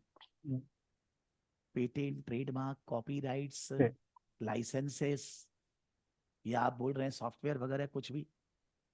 और जो नहीं पढ़े, गुडविल, कि अगर कोई कंपनी को टेक ओवर करेंगे, अगर कोई पेरेंट और सब्सिडियरी है, तो सब्सिडी का जितना एसेट्स है उससे ज्यादा पैसा हमने शेयर के लिए दिया, तो एक्स्ट्रा पैसा जो दिया वो गुडविल के लिए दिया, वो भी हो सकता है। Intangible assets can be patent, trademark, copyrights. Patent, trademark, copyright तो नहीं दिख रहा इनका, बिल्डिंग बना रहे हैं। ब्रांड गुडविल हो सकता है, या कोई सॉफ्टवेयर वगैरह हो सकता है for managing the buildings, for managing the student service and all that, कुछ ऐसा हो सकता है। लेकिन उसका वैल्यू क्यों नहीं चेंज हुआ? कोई एमोर्टाइजेशन नहीं होएगा? डेप्रिसिएशन तो सभी एसेट्स पे होता है ना। इस जब वैल्यू चेंज नहीं हुआ तो मेरे को गुडविल ज्यादा लग रहा है, बिकॉज गुडविल के ऊपर there is no amortisation. Goodwill is only done impairment, और इम्पेयरमेंट इस साल नहीं हुआ बिकॉज बिजनेस तो अच्छा चल रहा है, बिजनेस में कोई प्रॉब्लम नहीं है। तो मेरे को ऐसा लगता है इनके अनुसार इनटेंजिबल एसेट्स मतलब गुडविल है। और अगर दूसरा एसेट्स है तो जितना एमोर्टाइजेशन हुआ उतना ही हम लोग नया खरीद भी लिए, खरीदे भी और एमोर्टाइजेशन दोनों मिला के प्लस माइनस बराबर, तो वैल्यू बराबर रह गया। प्रॉपर्टी प्लांट एंड इक्विपमेंट बड़ा बहुत जोर का है। ये जो property plant and equipment intangible assets, इससे रिलेटेड हम लोग मंडे वेनेसडे सब टेक्निकल स्टडी कर चुके हैं, A to Z, IS IFRS covered है। और सिंस इनका प्रॉपर्टी बना बना के भाड़े पे देना बिजनेस है, क्वेश्चंस उससे आ सकता है। IS 16, IS 20, IS 40, IS 38, IS 36, IFRS 5, किसी से भी समझ लेना भाई। क्या आएगा मेरे को क्या मालूम, कैसे बोले सर? मान लीजिए क्लास में हम लोग 2 क्वेश्चन की, हो सकता है कोई दूसरा आ गया। तो इसीलिए मंडे वेनेसडे वाला क्लास जरूरी है, उसको टेक्निकल वे में आपको कंप्लीट करना ही पड़ेगा। और फिर उसके बाद तो आपको सीमा में अकाउंट्स पढ़ना नहीं है, बिकॉज स्ट्रैटेजिक लेवल में अकाउंट्स रिलेटेड क्वेश्चन आता ही नहीं। तो अब इसमें क्या देंगे? Capital expenditure, revenue expenditure, intangible, impairment, assets held for sale, क्या देंगे मालूम नहीं है भाई, कुछ भी दे सकते हैं। इंपॉर्टेंट है, एग्जाम्स में पास्ट मैनेजमेंट की स्टडी में क्वेश्चंस आए हुए हैं उससे रिलेटेड। ऑपरेशनल लेवल में भी इन सब IS IFRS से क्वेश्चन आता है, मैनेजमेंट लेवल में भी। इन्वेंट्री, इन्वेंट्री क्या हो गया इस तरह का कंपनी में? अब कोई बोलेगा प्रकाश सराफ, सराफ एकेडमी में क्या इन्वेंट्री होएगा? What can be the inventory in this type of business?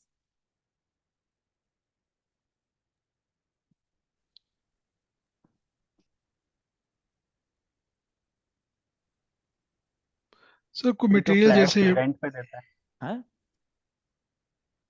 Flat जो रेंट पे दे रहे हैं।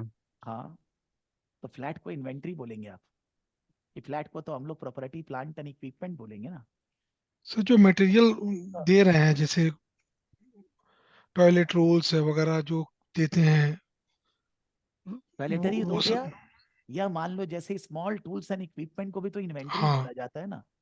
इतना मेरे सारा हाँ, रूम्स है, इतना सारा फ्लैट्स है, कुछ ना कुछ तो खराब होते रहता होगा। तो प्लास है, बल्ब वो सब होता है बल्ब ना, है। स्मॉल स्मॉल इक्विपमेंट्स, उस सबको इन्वेंट्री बोला जाता है।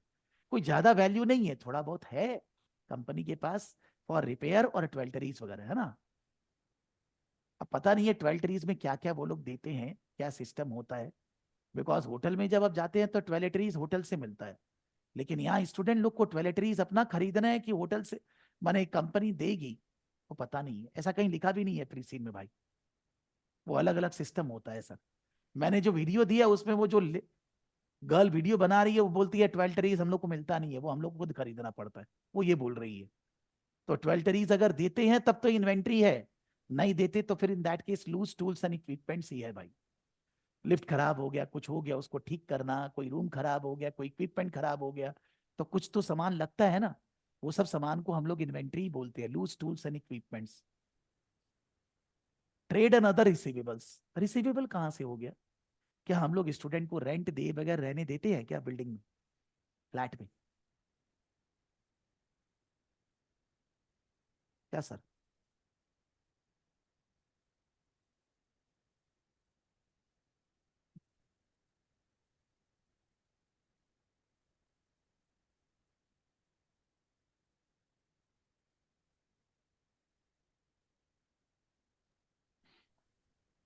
नहीं, ऐसा तो नहीं लगता कि।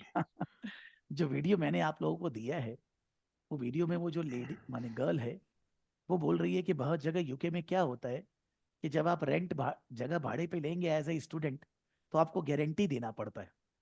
गारंटी कब देना पड़ता है? दो केस में, एक तो आपका रेंट बाकी रहेगा बाद में देंगे तब, और एक मान लीजिए रूम में कुछ तोड़ फाड़ के आप चले जाएंगे, तो उसका भरपाई कौन करेगा? तो उसके सिक्योरिटी लिए डिपॉजिट। गारंटी देना पड़ता है। ठीक है, क्या गौरव जी देना पड़ता है कि आप तो यूके में हैं? हाँ देना पड़ता है, हम। ठीक है। ना अभी गारंटी कौन देगा? तो कोई कोई जगह पर वो बोल रही है, वो हमको नहीं मालूम है, मैं तो वीडियो देखकर ही समझाऊं सर। वो बोल रही है कहीं कहीं पर कि कहीं कहीं पर गारंटी आपको लोकल लोगों से दिलवाना पड़ता है, जिसका यहाँ पर रेसिडेंशियलशिप है, और वो गारंटी देने का वो चार्ज लेते हैं। या मान लीजिए कोई आप बैंक फाइनेंशियल इंस्टीट्यूशन से गारंटी दिलवाएंगे, वो चार्जेस लेंगे। तो बोलता है हम जहां पर रहते हैं, वो लेडी बोल रही है, वो गर्ल बोल रही है कि मैं जहां पर रहती हूँ वहां पर गारंटी चाहिए नहीं होता है, वहां पर गारंटी पापा मम्मी का ही चल जाता है। बहुत अच्छा बात है यार। सो नॉर्मली क्वेश्चन ये आता है कि अगर कोई ट्रेड और अदर रिसीवेबल्स है, ट्रेड रिसीवेबल गारंटी वाला बात नहीं है, ट्रेड रिसीवेबल स्टूडेंट रह रहा है लेकिन रेंट का पैसा नहीं दिया है, लास्ट ईयर से इस बार कम है। नॉर्मली मेरे को ऐसा लगता है कि कहीं पर भी जहां पर भी residential flats let out, student को भी हो रहा है, रेंट महीना के बिगनिंग में देना पड़ता होगा। रेंट महीना के एंड में नहीं जाता है, महीना के बिगनिंग में जाता है। गौरव जी आप रेंटेड हाउस में हाँ। रहते हो क्या? हाँ सर। तो रेंट तो तो बिगनिंग में ही देते होंगे नहीं क्या? हाँ हाँ। सिक्योरिटी डिपॉजिट कुछ दिए हैं? सिक्योरिटी डिपॉजिट 2 मंथ्स का लगता है सर। दिए अच्छा, हैं। तो 2 महीना का डिपेंड। सिक्योरिटी डिपॉजिट और उसके बावजूद हर महीना का बिगनिंग में रेंट। ठीक है, रेंट ऑन एक एडवांस। एग्जांपल दे रहा हूं अब। मान लीजिए आप जहां पर रह रहे हैं वहां पर आप अप्रैल महीना ही रहेंगे, आगे नहीं रहेंगे, मान लीजिए, तो अभी अप्रैल महीना का रेंट एडवांस में देना पड़ेगा, हाँ तो वो तो सिक्योरिटी डिपॉजिट से एडजस्ट हो जाएगा। सर, वो सिक्योरिटी डिपॉजिट इन केस में लेते हैं वो। Once you left the house, तो वो चेक करते हैं कि सब चीज काम कर रहा है कि नहीं कर तो रहा, वो उसके बाद टीवी। वापस ही मिलेगा, वो रेंट से एडजस्ट वापस कभी नहीं होएगा। नहीं होगा। तो वो अच्छा, इसीलिए लेते हैं, वो आपको चेक करने के बाद आफ्टर 15 डेज हाँ, में आपको बैंक ट्रांसफर करते हैं। नहीं यहाँ कलकत्ता में भी ऐसा ही है यार। आप अगर भाड़े पे कोई घर लोगे हम्म। इंडिया में भी, तो आपको सिक्योरिटी डिपॉजिट देना है, वो जब छोड़ के जाओगे तो वापस मिलेगा, और हाँ, आपको हर रेंट हर महीना जगह। एडवांस में देना है। तो फिर यहाँ पर सर ये trade and other receivable, yes. Sir ये मुझे लगता है कि कोई प्रॉपर्टी को अगल बगल गैरेज वगैरह कोई लेट आउट कर दिया होगा उसका, उस तरह से। नहीं तो प्रॉपर्टी में गैरेज तो ये लोग, जहां नहीं पर इनकी। स्टूडेंट रहता है पूरे यूनिवर्सिटी में जो बिल्डिंग, वहां पर आपके वहां पर नियम है कि आप उसको गैरेज फैरेज के लिए लेट आउट नहीं कर सकते sir, because I mean student कि का कम सिक्योरिटी कम। है ना सर। अगर स्टूडेंट का ही गाड़ी है, मोटरसाइकिल है, हो सकता है क्या? बट वो भी तो एडवांस में ही लेंगे। हो सकता है नहीं ले रहे होंगे, उसका पैसा बाद ये में भी तो देने हो से भी सकता है ना, चलेगा। कोई फैसिलिटीज वो दे रहे हों और उसका मतलब रेंट तो वो एडवांस उसका में रेंट लेते हैं, बाद कोई में ले जैसे लेते हैं बिजनेस ना, का है। कोई चीज है, कोई हम्म, इक्विपमेंट है, कुछ है, कोई एक्स्ट्रा सर्विस है, जिसका पैसा हम्म, बाद में ले लेते हैं, because amount is very small, you understand. Assets 9,960 का है, और सेल का भी अगर आप देखेंगे सेल रेवेन्यू, तो 735, तो 735 में 40 each 5% only, it's a very very small amount. Why this is there I don't know, because inventory और रिसीवेबल दोनों ही स्मॉल है, वो कोई फिगर नहीं है यहाँ पर बहुत ज्यादा, क्योंकि रेंट का मतलब ही होता है इन एडवांस। कोई जन नहीं दिया, भाग गया, कुछ हुआ, कुछ तो हो ही सकता है यार सर। अब मान लीजिए रेंट आप नहीं दिए, फिर भी आप पूरा महीना रह दिए, और आपका सिक्योरिटी डिपॉजिट कुछ कारण से एडजस्ट हो चुका था वगैरह, हो सकता है कुछ, तो थोड़ा बहुत रेंट बाकी रह गया, लेकिन पिछले साल से कम है। ऐसे मेरे को, मैं पढ़ता हूँ तो मेरे को ये फीलिंग आता है, मैं पढ़ता हूँ, मैं खुद भी सोचता हूँ, तो मैं सोचता हूँ आप ही लोग से बात करेंगे कि भाई सब लोग दिमाग लगाएंगे। फॉर दैट रीजन मैं यहाँ आया, क्योंकि अगर मैं यूट्यूब पे ही रहता तो वहां पर चैट में बहुत मुश्किल होता। I want interaction of the student in the case study classes, otherwise समझ में नहीं आता है सर। हो सकता है कोई चीज मैं नहीं सोच रहा, आप मेरे को बता दें, तो जानबूझ के आपको खोचा कर रहा हूँ, समझा रहा हूँ, देख रहा हूँ, अपने दिमाग में भी डाल रहा हूँ क्या चीज हो सकता है, नहीं हो सकता है, तो कुछ निकल के नहीं आ रहा है। So it is not a big amount, but maybe some student has left, has not paid the rent or are going to pay. They are under financial distress. बोला भैया 2 महीना बाद दे देंगे, मान लेता है क्या वो लोग, कुछ करता है क्या? क्या गौरव जी?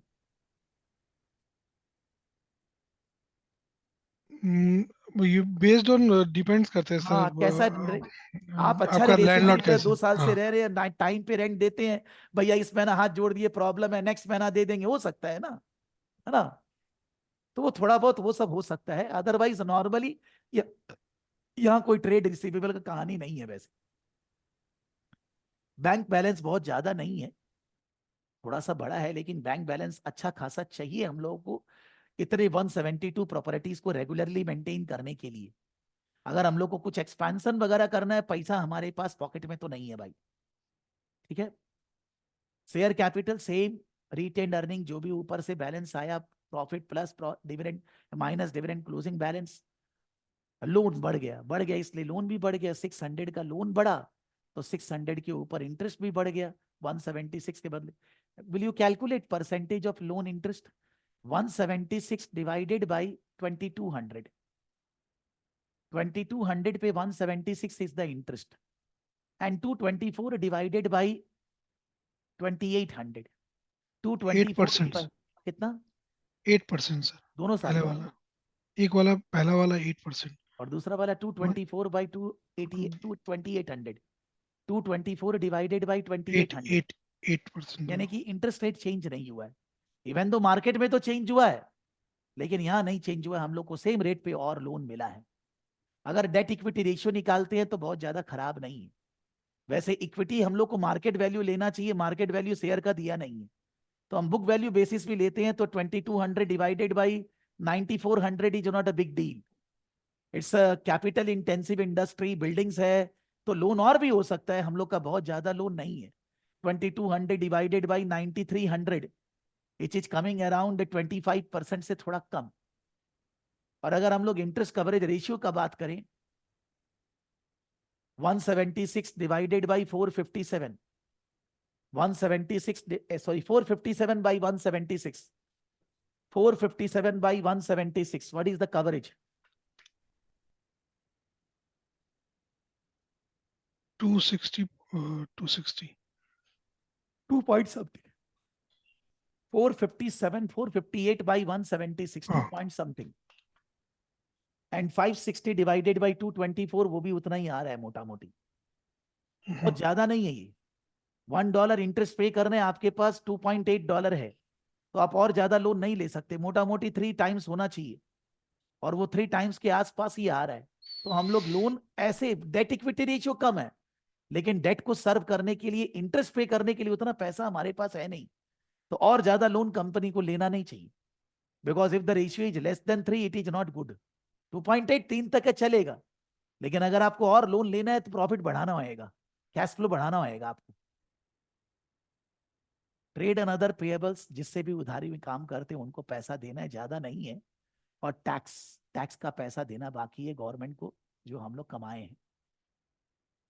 अगर हम लोग रिटर्न ऑन एसेट्स निकाले, कंपनी का एसेट्स, लॉन्ग टर्म एसेट्स है 9300, और नेक्स्ट ईयर 10100, 9300, 10100, और ऑपरेटिंग इनकम 458 डिवाइडेड बाई 9300, और next year 560 divided by 10100, 458 by 9300 कितना आएगा? 458 by 9300,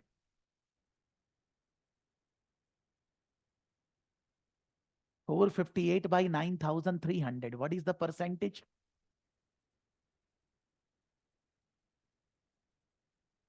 4.92. And next year, 561 by 10,100. 561 by 10,100. 5.5. और पहले था 5.2. 4.92. यानी कि हम लोग का ऑपरेटिंग प्रॉफिट मार्जिन बढ़ा है, ऑपरेटिंग माने रिटर्न ऑन कैपिटल इंप्लॉयड बढ़ा है। क्यों? क्योंकि ऑपरेटिंग मार्जिन लास्ट ईयर से बढ़िया है, और अगर हम लोग सेल्स बाय एसेट्स निकालेंगे वो भी लास्ट ईयर से बढ़िया है। लास्ट ईयर 9,300 का एसेट से 636 का सेल, और अभी 10,100 से 735 का सेल। सेल भी हम लोग एसेट से ज्यादा कर रहे हैं और प्रॉफिट भी ज्यादा कमा रहे हैं। So return on capital employed has gone up, it's a good sign. ये कॉम्पिटिटर है हम लोग का, डू वेट, जो वो लोग चार्ट में लिखा था। कॉम्पिटिटर का सेल हम लोग के आसपास ही है, वो 635 735 नहीं, हम लोग से थोड़ा कम है। यहाँ 459 546 हम लोग से थोड़ा लोअर लेवल वाला है, लेकिन ये हम लोग का एग्जैक्ट कॉम्पिटिटर है। पीबीएससी ये भी ऑफर करता है, हम भी ऑफर करते हैं। इसमें एक बार देखिए सेल कितना बड़ा और कॉस्ट ऑफ रेवेन्यू कितना बड़ा। Sale 546 minus 459, 86 by 459. What is the percentage? 86 by 459. What is the percentage? 18.74. वो भी वही आया था, 15.74 छाप के दिया है लगता है। और कॉस्ट 73 से 98, मोटा मोटी 25, 25 by 73, वही 33% आ रहा है। 34%. यानी कि ये तो एकदम छापा छापी दिया है कि दोनों में सेल बड़ा है 15.75%, खर्चा बड़ा है 33-34%। दोनों में बड़ा, इसका मतलब दोनों ही इनएफिशिएंट नहीं है, कुछ कारण है कि the cost is increasing at a higher rate than revenue. Maybe rental rate उतना जोर से नहीं बढ़ा, लेकिन खर्चा सारा बहुत जोर से बढ़ गया। ऑपरेटिंग एक्सपेंस इनका बढ़ा, उसका गिरा। यार ये गड़बड़ है। ऊपर में operating expense has gone down, you see. So वही आपने बोला था ना कि मे बी उन्होंने कुछ तो ये लोग एडवांस क्यों किया नहीं, होगा। यानी कि इसका कॉम्पिटिटर अच्छा काम नहीं कर रहे हैं ना। तभी। तो 46 और 37, 9 बढ़ा, 9 by 37, what is the percentage? 9 by 37 24%. यानी कि सेल से ज्यादा बढ़ रहे हैं। Sale 15.75%, operating expenses 24%। Finance cost इनका भी बड़ा है, टैक्स रेट वही आएगा। डिविडेंड इनोवे ने भी 147 का 58, कितना परसेंट है? 58 by 147, what is the percentage? 39%. कितना? 39. और हम लोग का 37 करीब था, मोटा मोटी सेम ही है। लेकिन ये दूसरी कंपनी लिस्टेड है कि नहीं मालूम नहीं है। Whether this company is listed और not we don't know. Operational level में कॉम्पिटिटर का पीएल अकाउंट, बैलेंस शीट, ये सब नहीं देता है गौरव जी।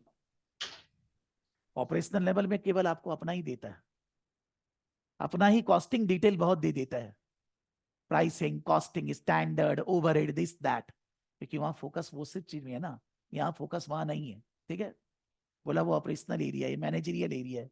बोला कंपटीटर को जानिए, समझिए, कंपटीशन कैसे बढ़ाएंगे सोचिए, वैसा। फिर नॉन करंट एसेट्स में इनटेंजिबल यहाँ भी चेंज नहीं है। प्रॉपर्टी प्लांट एंड इक्विपमेंट यहाँ भी बड़ा है। हम लोग निकाल सकते हैं कि सेल बाई एसेट्स कितना है, कौन से जगह बढ़िया। इन्वेंट्री थोड़ा है, ट्रेड रिसीवेबल थोड़ा है, बैंक बैलेंस यहाँ भी थोड़ा है, शेयर कैपिटल सेम है, रिटेन्ड अर्निंग है, लोन हम लोग जितना नहीं है, थोड़ा कम है। लेकिन अगर रेशियो निकालेंगे 1900 डिवाइडेड बाई 6600, कितना आएगा? 1900 by 6600, debt equity ratio 1900 by 6600, what is the percentage?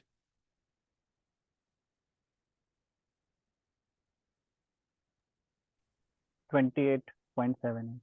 और एक बार हम लोग का भी निकालिए तो, एक बार हम लोग का भी देखते हैं।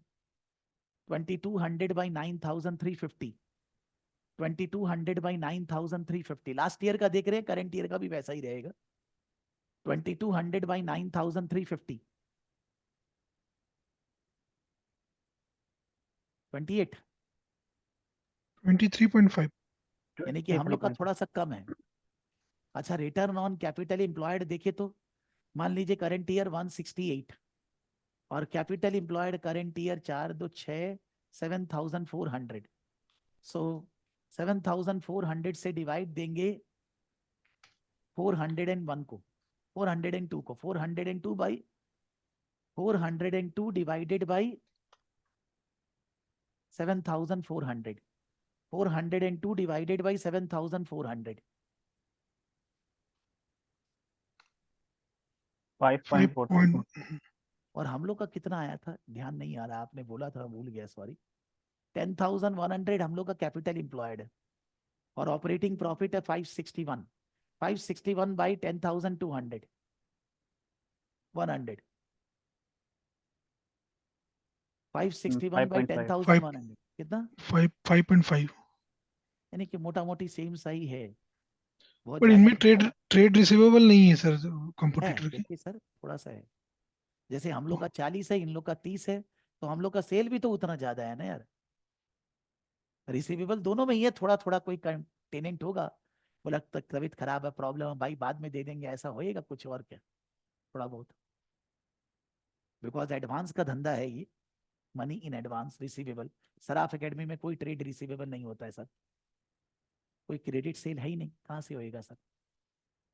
नाउ कुछ न्यूज़पेपर रिपोर्ट दिया हुआ है, न्यूज़पेपर रिमोट रिपोर्ट है, failing universities urge to improve completion rates. क्या होता है कि मान लीजिए एक जगह 50 यूनिवर्सिटी है, सब जगह बोर्ड आईएसबी बोर्ड है या वेस्ट बंगाल बोर्ड है, वॉटेवर है, लेकिन कुछ कुछ यूनिवर्सिटी का रिजल्ट बहुत खराब है, वहां पर स्टूडेंट लोग पास नहीं कर रहे हैं, स्टूडेंट लोग छोड़ के चले जाते हैं।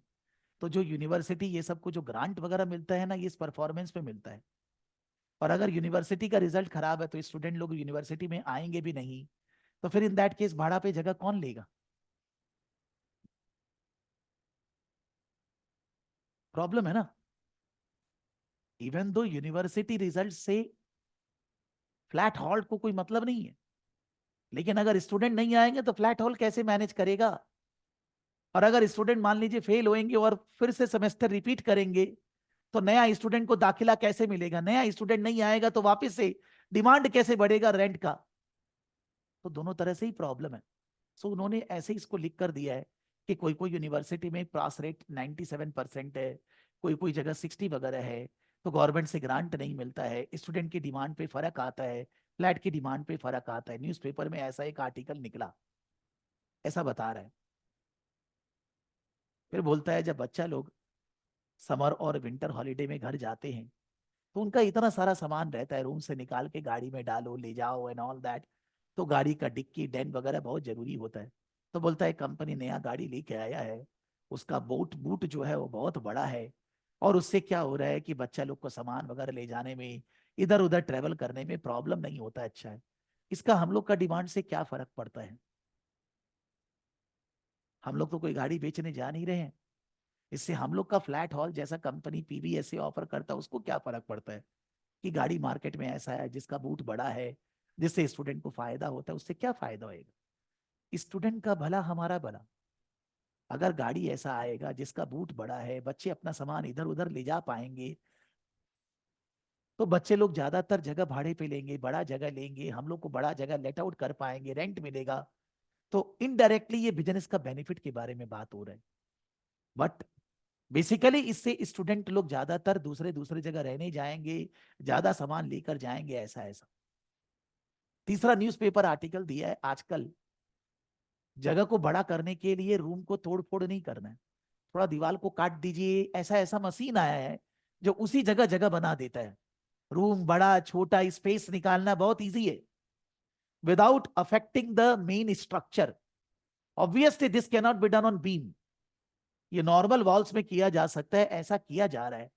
तो बोलता है ऐसा हम लोग के लिए भी फायदा है कि हम लोग भी रूम का डिजाइनिंग वगैरह चेंज कर सकते हैं, इंप्रूवमेंट कर सकते हैं, लेकिन हम लोग के लिए नुकसान भी है कि जो बगल में छोटे मोटे रूम्स वाले हैं, छोटे मोटे तरह के हैं, जो स्कूल वगैरह में हैं, यूनिवर्सिटी में हैं, वो लोग भी ये सब करेंगे, तो वहां का भी इंप्रूवमेंट होएगा, तो हम लोग के यहाँ पर पीबीएसए में डिमांड का अफेक्ट आ सकता है। दोनों तरह से बात बोला है। फिर बोल रहे हैं कि सोशल मीडिया पे स्टूडेंट लोग क्या लिख रहे हैं, क्या कंप्लेन कर रहे हैं। तो कोई बहुत बोर हो रहा है, कोई मिलने के लिए नहीं है, घर वाला से दूर है, खिड़की से देख रहा है, अच्छा नहीं लग रहा है। कोई बोल रहा है मेरे को सिक्योरिटी सर्विस ठीक से नहीं मिला, मेरे को सर्विस नहीं मिला, मेरा इक्विपमेंट खराब हो गया, 2 दिन से नहीं आया। कोई ये बोल रहा है, कोई वो बोल रहा है, कंप्लेन, कोई कमेंट कर रहा है उसके ऊपर। ऐसे करके 3-4 टाइप का कंप्लेंट और वो वगैरह वगैरह वगैरह दे दिया कि भैया। तो इसका क्या मतलब है? इसका मतलब ये है कि अगर कोई स्टूडेंट बोर भी हो रहा है, और या स्टूडेंट को सर्विस नहीं मिल रहा है, या सिक्योरिटी में इश्यू है, या कोई इक्विपमेंट खराब हो गया, तो इन दैट केस वो ब्रांड खराब कर रहा है, सोशल मीडिया पे खराब रेटिंग दे रहा है, कंपनी का डिमांड, ये सब खराब हो रहा है। आज अगर अच्छा वीडियो कोई कंपनी के बारे में, खराब वीडियो भी तो हो सकता है ना, खराब वीडियो है, खराब राइटअप है, दैट विल अफेक्ट। ऐसा क्यों हुआ, क्या कारण है, कैसे इसको हैंडल करें? और अगर उसके ऊपर ट्रैफिक भी बहुत आ गया, कोई पर्टिकुलर वीडियो उसके ऊपर ट्रैफिक भी बहुत आ गया, वो प्रॉब्लम कर देगा।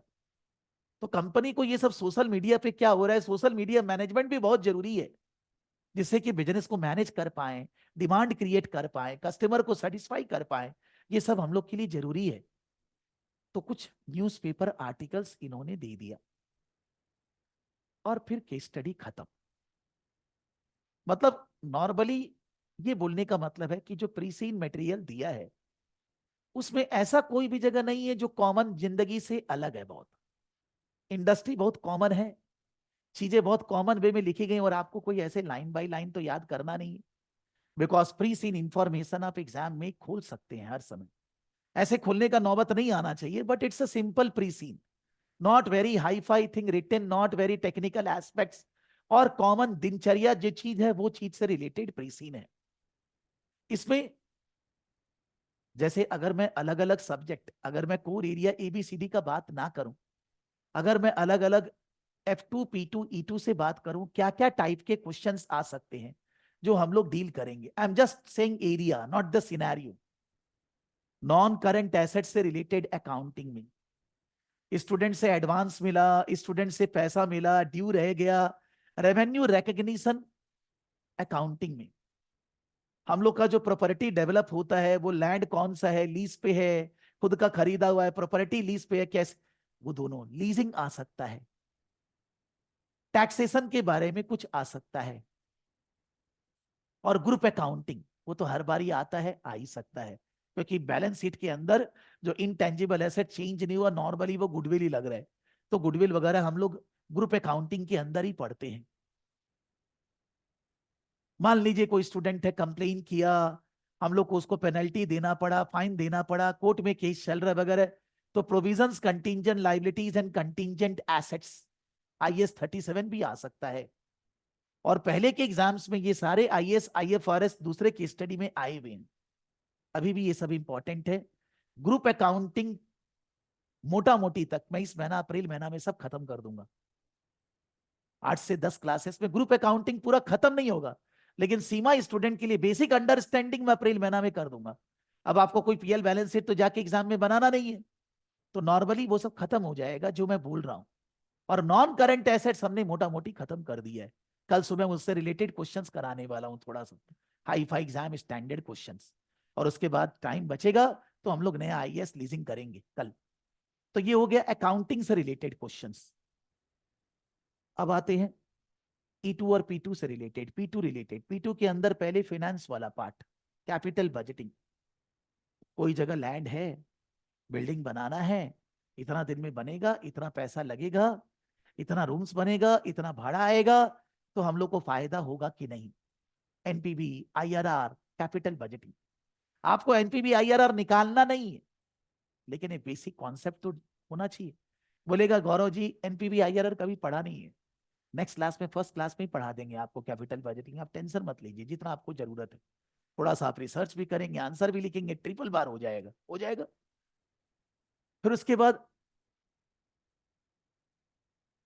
अगर हम लोग को रूम का प्राइसिंग करना है, तो प्राइसिंग कैसे करें, whether we should be applying target costing. Target costing मतलब जो लोग दूसरा लोग रेंट चार्ज कर रहे हैं माइनस द प्रॉफिट मार्जिन वैसे, और it is cost plus pricing, कैसे प्राइसिंग करना चाहिए रूम का। फिर उसके बाद हर एक रूम में हर एक स्टूडेंट का कॉस्टिंग निकालना, एक्टिविटी बेस्ड कॉस्टिंग और any method of costing, so that we can calculate cost. फिर we can say that in P2 के अंदर थ्रूपुट कॉस्टिंग, आपका बॉटलनेक फैक्टर, बॉटलनेक रिसोर्स क्या है जिसके कारण आप और रूम लेट आउट नहीं कर पा रहे, वैकेंसी है क्या है। फिर बोल सकते हैं P2 के अंदर रिस्क, इस तरह का बिजनेस में क्या क्या रिस्क है, उसको कैसे मैनेज कर सकते हैं।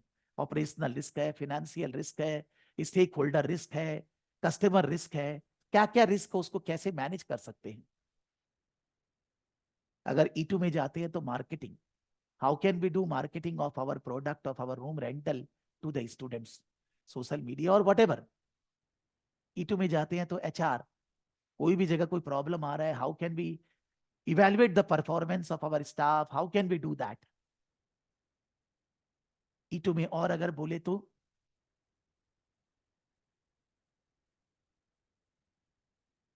जैसे उन्होंने बोला है defining value, creating value, how can we, whenever we are doing something, how can we create value for our customer that will satisfy the company's mission vision, that will satisfy the company's value proposition, how can it create value, deliver value। फिर है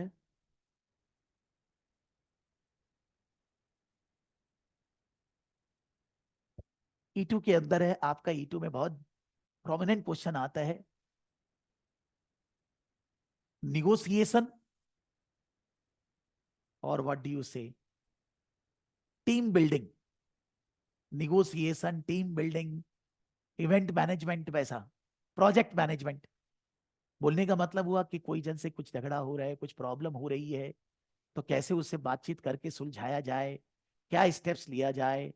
कोई जगह आप कोई proposal के लिए जा रहे हैं, how you should negotiate so that you will win. We understand that we always cannot win, it should be win win situation. दूसरे आदमी के बारे में भी सोचना पड़ता है, which is you can say E2 also, slightly P2 also. जब आप E2 और P2 का एरिया के बारे में सुन रहे होंगे और मैं बोल रहा हूँ, आपको ऐसा जरूर लग रहा होगा यार मेरे को ये टेक्निकली थोड़ा नहीं आता, लेकिन फिर भी आप E2 P2 का जब मैं वर्ड बोलता हूं तो आपको मन में ऐसा जरूर फीलिंग आता होगा मैं कुछ लिख दूंगा इसके बारे में, मैं कुछ बना बनू के समझ के लिख दूंगा।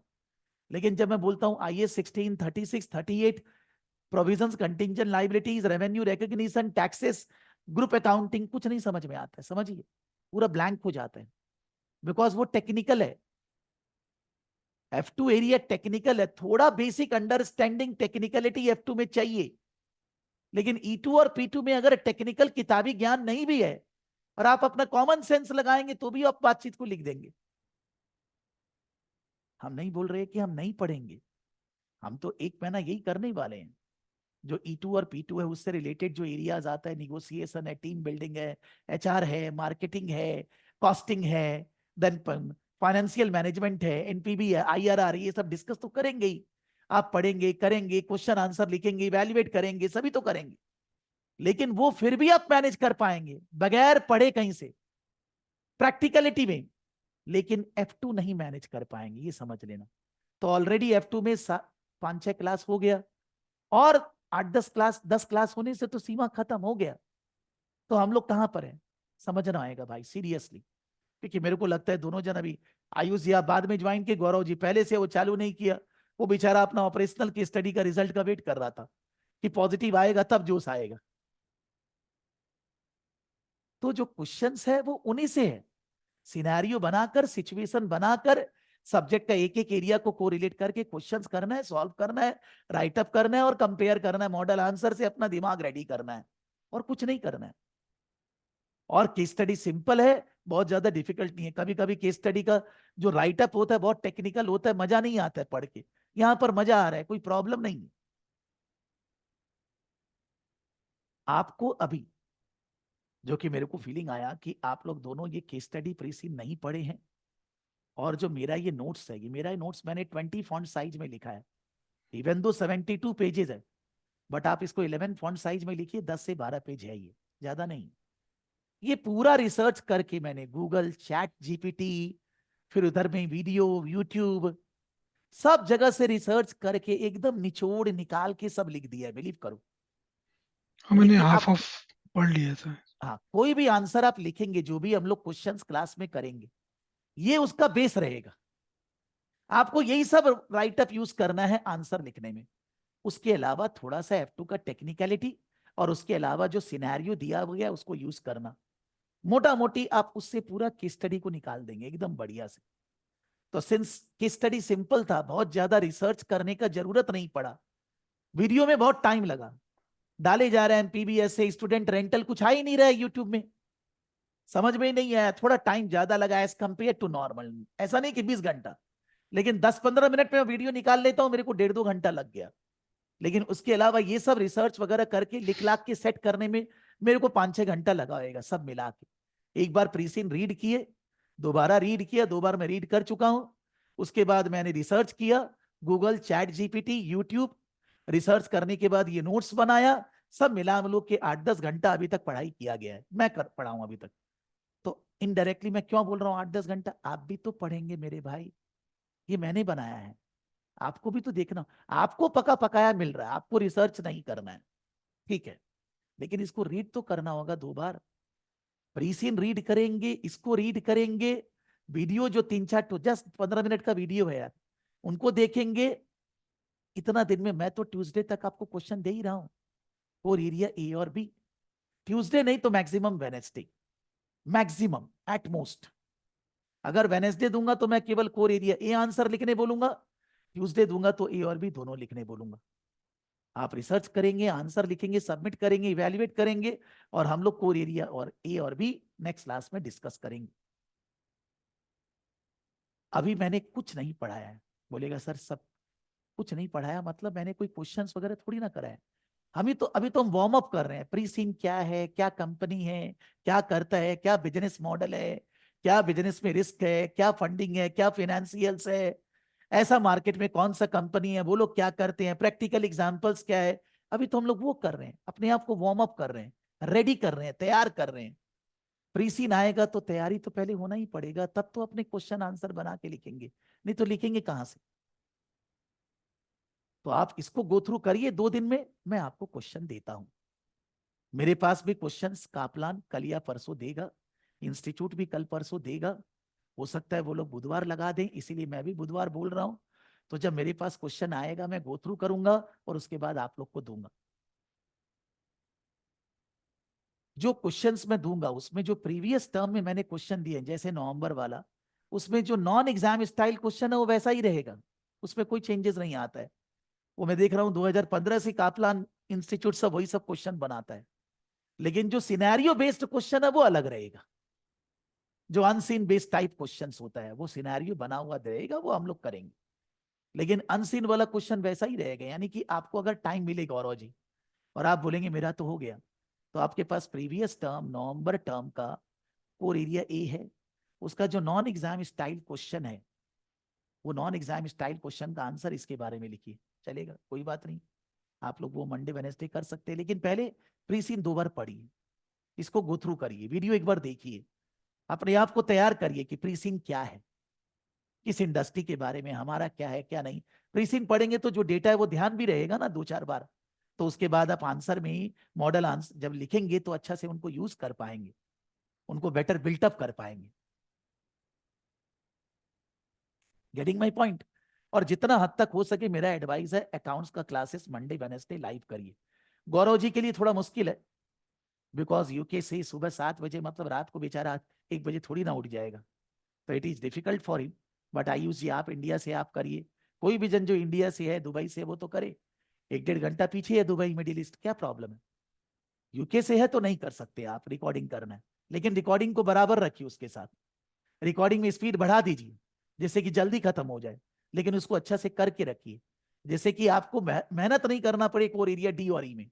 डी और ई जब पढ़े तो आपका पहले से ही हुआ हुआ रहे। ओके,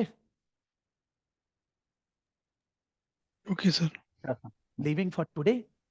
मैं आप लोग को क्वेश्चन ट्यूसडे इवनिंग या वेनेसडे इवनिंग तक दे रहा हूं, ठीक है? आप प्रीसीन पढ़िए, और अगर प्रीसीन हो जाए तो प्रीवियस टर्म नवंबर का जो कोर एरिया ए है उसका नॉन एग्जाम स्टाइल क्वेश्चन कर सकते हैं, करिए आप। मैं वही देने वाला हूं, आप बोलेंगे तो। कोर एरिया ए का पहला क्वेश्चन नॉन एग्जाम स्टाइल वही रहेगा, सेम, ठीक सर है? ये कहाँ से प्रीवियस टर्म वाला मिलेगा ये? आपको मैनेजमेंट केस स्टडी का नोट्स मेरा टीम दिया है, गूगल ड्राइव लिंक। मुझे चेक करना पड़ेगा। मैं अभी दे दूंगा, एक काम करूंगा, चेक नहीं करना है, क्यों माथा लगाओगे यार? मैं मेल करूंगा, मेल में जो पेपर पास टर्म का है उसका लिंक मैं सबको दे रहा हूं, तो दे दूंगा, किसी को देखना हो। मेल में प्रीसीन फिर से दे दूंगा, मेल में जो नोट्स बनाया वो फिर से दे दूंगा, और मैं भी प्रीवियस टर्म नवंबर का गूगल ड्राइव लिंक दे दूंगा। तो गूगल ड्राइव में जाओगे तो core area A B C D E question answer सब है, सब उसके अंदर है, PDF फाइल है, ठीक है? तो सर प्रीवियस टर्म जैसे ऑपरेशन की स्टडी में आपने बताया था हाँ, प्रीवियस का अभी वीडियो इसमें नहीं, रेफर करने। वो इसलिए बताया था क्योंकि तुम केस स्टडी एग्जाम पहली बार दे रहे थे। अच्छा। अभी ऑपरेशनल केस स्टडी दे चुके, मैनेजमेंट केस स्टडी में कैसे होता है शुरू में अभी सुने ही हो, तो वो फालतू हम्म, नहीं, जरूरत है सर, नहीं करना है वो। ठीक है। अभी के पहले अगर मैं जैसे आयुष जी और मैनेजमेंट केस स्टडी का प्रीवियस टर्म का क्लासेस वगैरह कर रहे थे, वो अभी तक कर रहे थे, चलेगा, बिकॉज अपने पास इस बार का प्रीसीन नहीं था, अब है, अब पुराना नहीं करना है सर, हो गया सर। कोई बोले तो मेरे को उड़ा देना चाहिए उसको, कोई काम नहीं है अब उसका, ठीक है? ठीक है सर, ठीक है, हाँ, understood। so thank you to both of you. Study hard. All the very best for your SEMA case study, management case study for this May. And if we follow this, believe me, we will pass यार। क्यों bad luck सोचे हम? अपने positive ही रहे, अपने अपने efforts देंगे, we will pass the exam. कोई टेंशन नहीं आएगा। Sure sir. Okay? Thank you sir, Thank you, thank you, sir. Thank you. Tada. Bye bye. Bye bye. Take care.